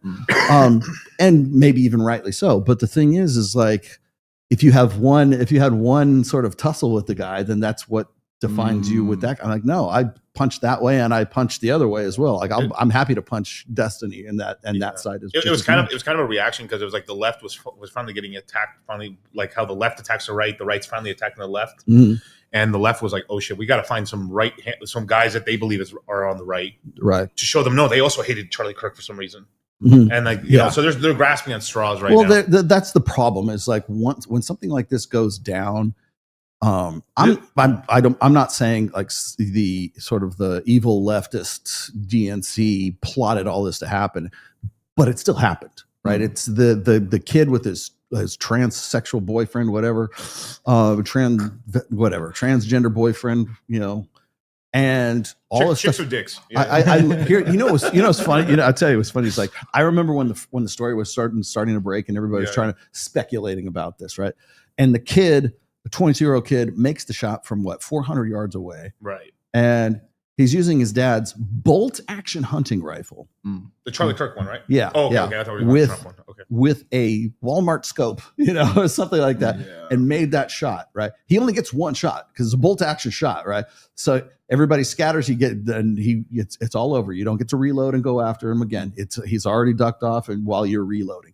So he had to have made that shot. And I'll tell you what's funny is like everybody said it was a professional hit. It was Mossad. You looked at I was like, okay, now's the time to listen to the crazies because this is what they really think, right? And I'm like, to me it was I know it was like La Femme Nikita was up there and she's like, dressed in black and she's gonna, and no, it was this 22-year-old punk ass kid with a trans boyfriend, right, with a hunting rifle. And where was Destiny during all this? Yeah, exactly. I didn't see him on I there. didn't see him anywhere. So yeah. And then on top of that, the guy who they thought was actually the shooter was the old guy that they had. He was trying to run cover for whoever. He had no idea who it was. He just wanted to run cover so the actual assassin could get away because that's how whack he was. As I said, whenever something like this happens, when a Flashpoint event happens, within the first, say, not even 24 hours, the first 10 hours of what goes on, watch and see the conclusions that people jump to.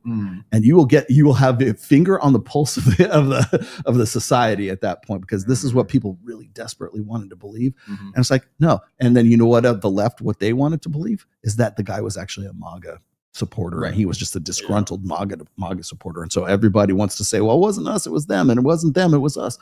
And you support guns. This is as you support guns. This is how ironic that he got, and then that one guy who was like, like the thing, and that was weird. That's insane. That's the left. That's the left, right? And so you look like I said, within the first, even 8 hours of this going on, watch the conclusions and watch the actions of the people at that time, because that will show you the true nature of the left and the right because what are they coming up with at that time?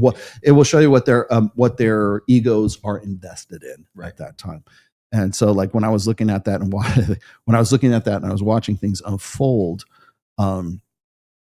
take mental notes and you'll be better off. But there is a bunch of weird stuff, like the supposed helpers in the background there after they got Charlie off of there, like they were tampering, they were moving cameras around. One of the guys stole an SD card from one of the recorders. Right. There was a bunch of weird. There was some weird overall, stuff going on. Yeah. Overall, it's just like a very confusing situation. And Kash Patel, But I like that. It's kind of like a Rorschach test in a way. Right? Yeah. What's funny is that guy who was taking the SD cards out of the cameras and stuff that were mounted around there. Okay, I know people want to say, oh, it's like conspiracy. Like they told me to do it. You know what I think it was? It had nothing to do with that. The guy's like, I can get those cards and sell this. Oh, well, sell this to the highest bidder. Like, trust me, don't think conspiracy when personal, gain is going to be in play, because that's probably that is true. That is true. Like when we talk about kind of like macro and stuff in terms of why humans are doing stuff, we usually, the farther away it is, like a nation, it's usually money. It's usually money, but the closer you get, it does always come down to sex. It's weird. It's real. It's such a. It's so crazy. It's like they're either doing it for sex, fame, and money, right? That's it. And then once you get to the nation, and even the fame is so I can get sex. So I can get sex. Yeah. No. I just want to be known for my craft. Right. Yeah. Right. Pulling and then get a deal with Robert Kraft. Yes.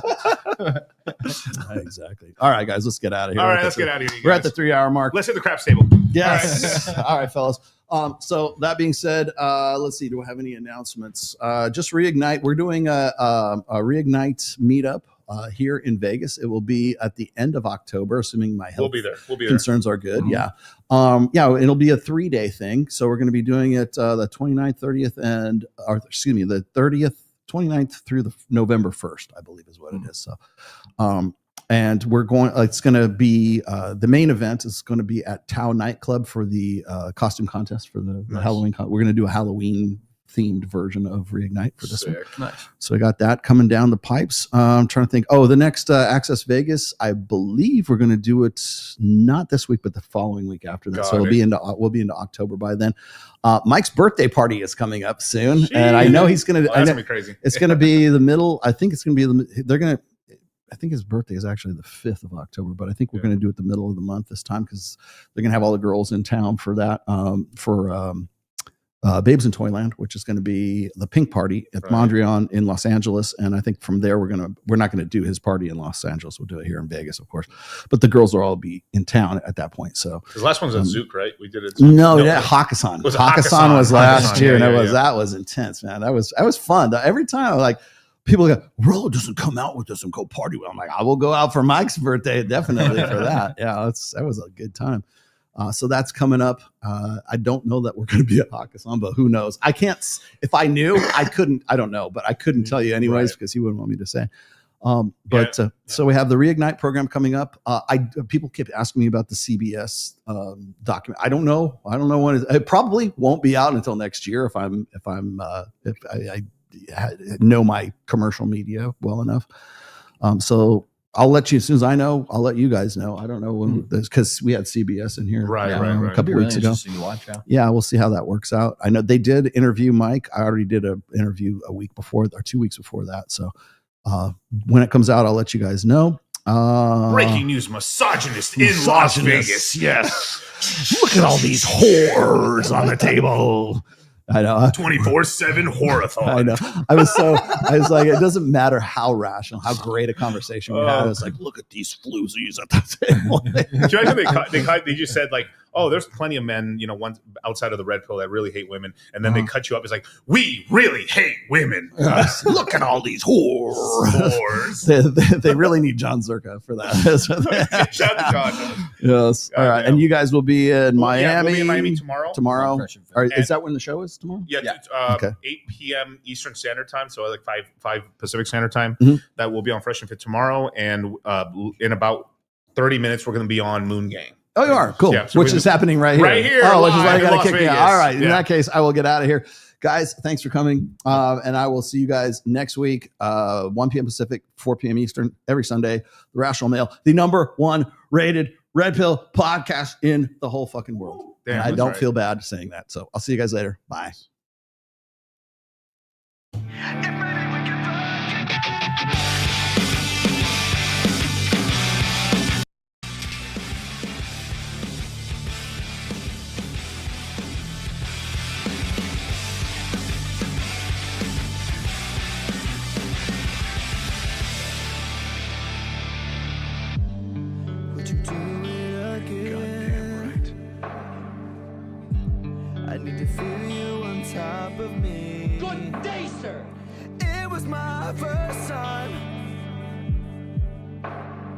But I was just a kid when we met and went to bed. It was my first time. What do you expect from me? I'm breaking up the rules now in the game. I've got some new tools. Please do the same. Time came by and went over like a matchbox stereo. Time to get my thoughts now, let it go. Bound to keep me up all night. Cheetos! But maybe we can fuck again. And maybe things are different. Goddamn, baby.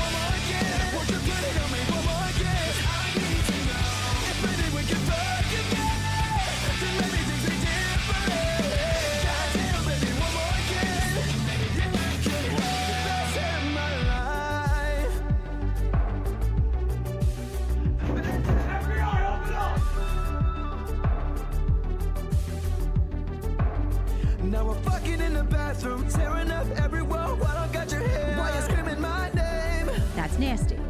It is nasty, right? Isn't it nasty? Ugh.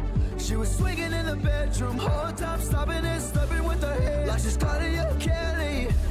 Well, I'm a whore. So baby, run me, ride me up and down like a pony, turning up my song, getting nasty, working up and down on your body. Run me, ride me up and down like a pony, turning up my song on your body. Baby, we'll get down to it all night.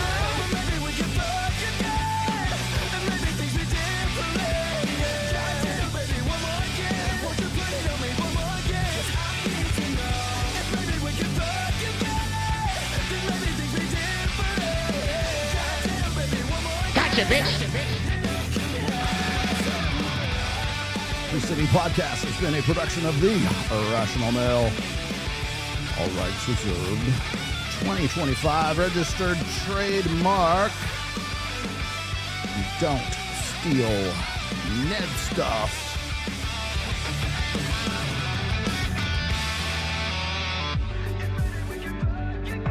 I'm taking crazy pill. Tell that bitch to be cool.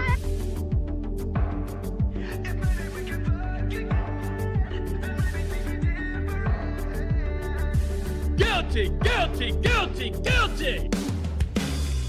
And maybe we can talk again. And maybe things are different. Goddamn, baby, one more again. Won't you put it on me one more again? I need to know. And maybe we can talk again. And maybe things are different. Goddamn, baby, one more again.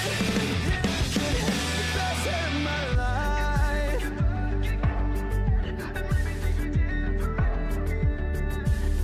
Tell these bitches to go to hell.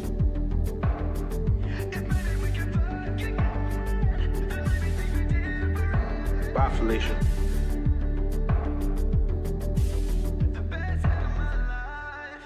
God wants you to have the baby. Definitely.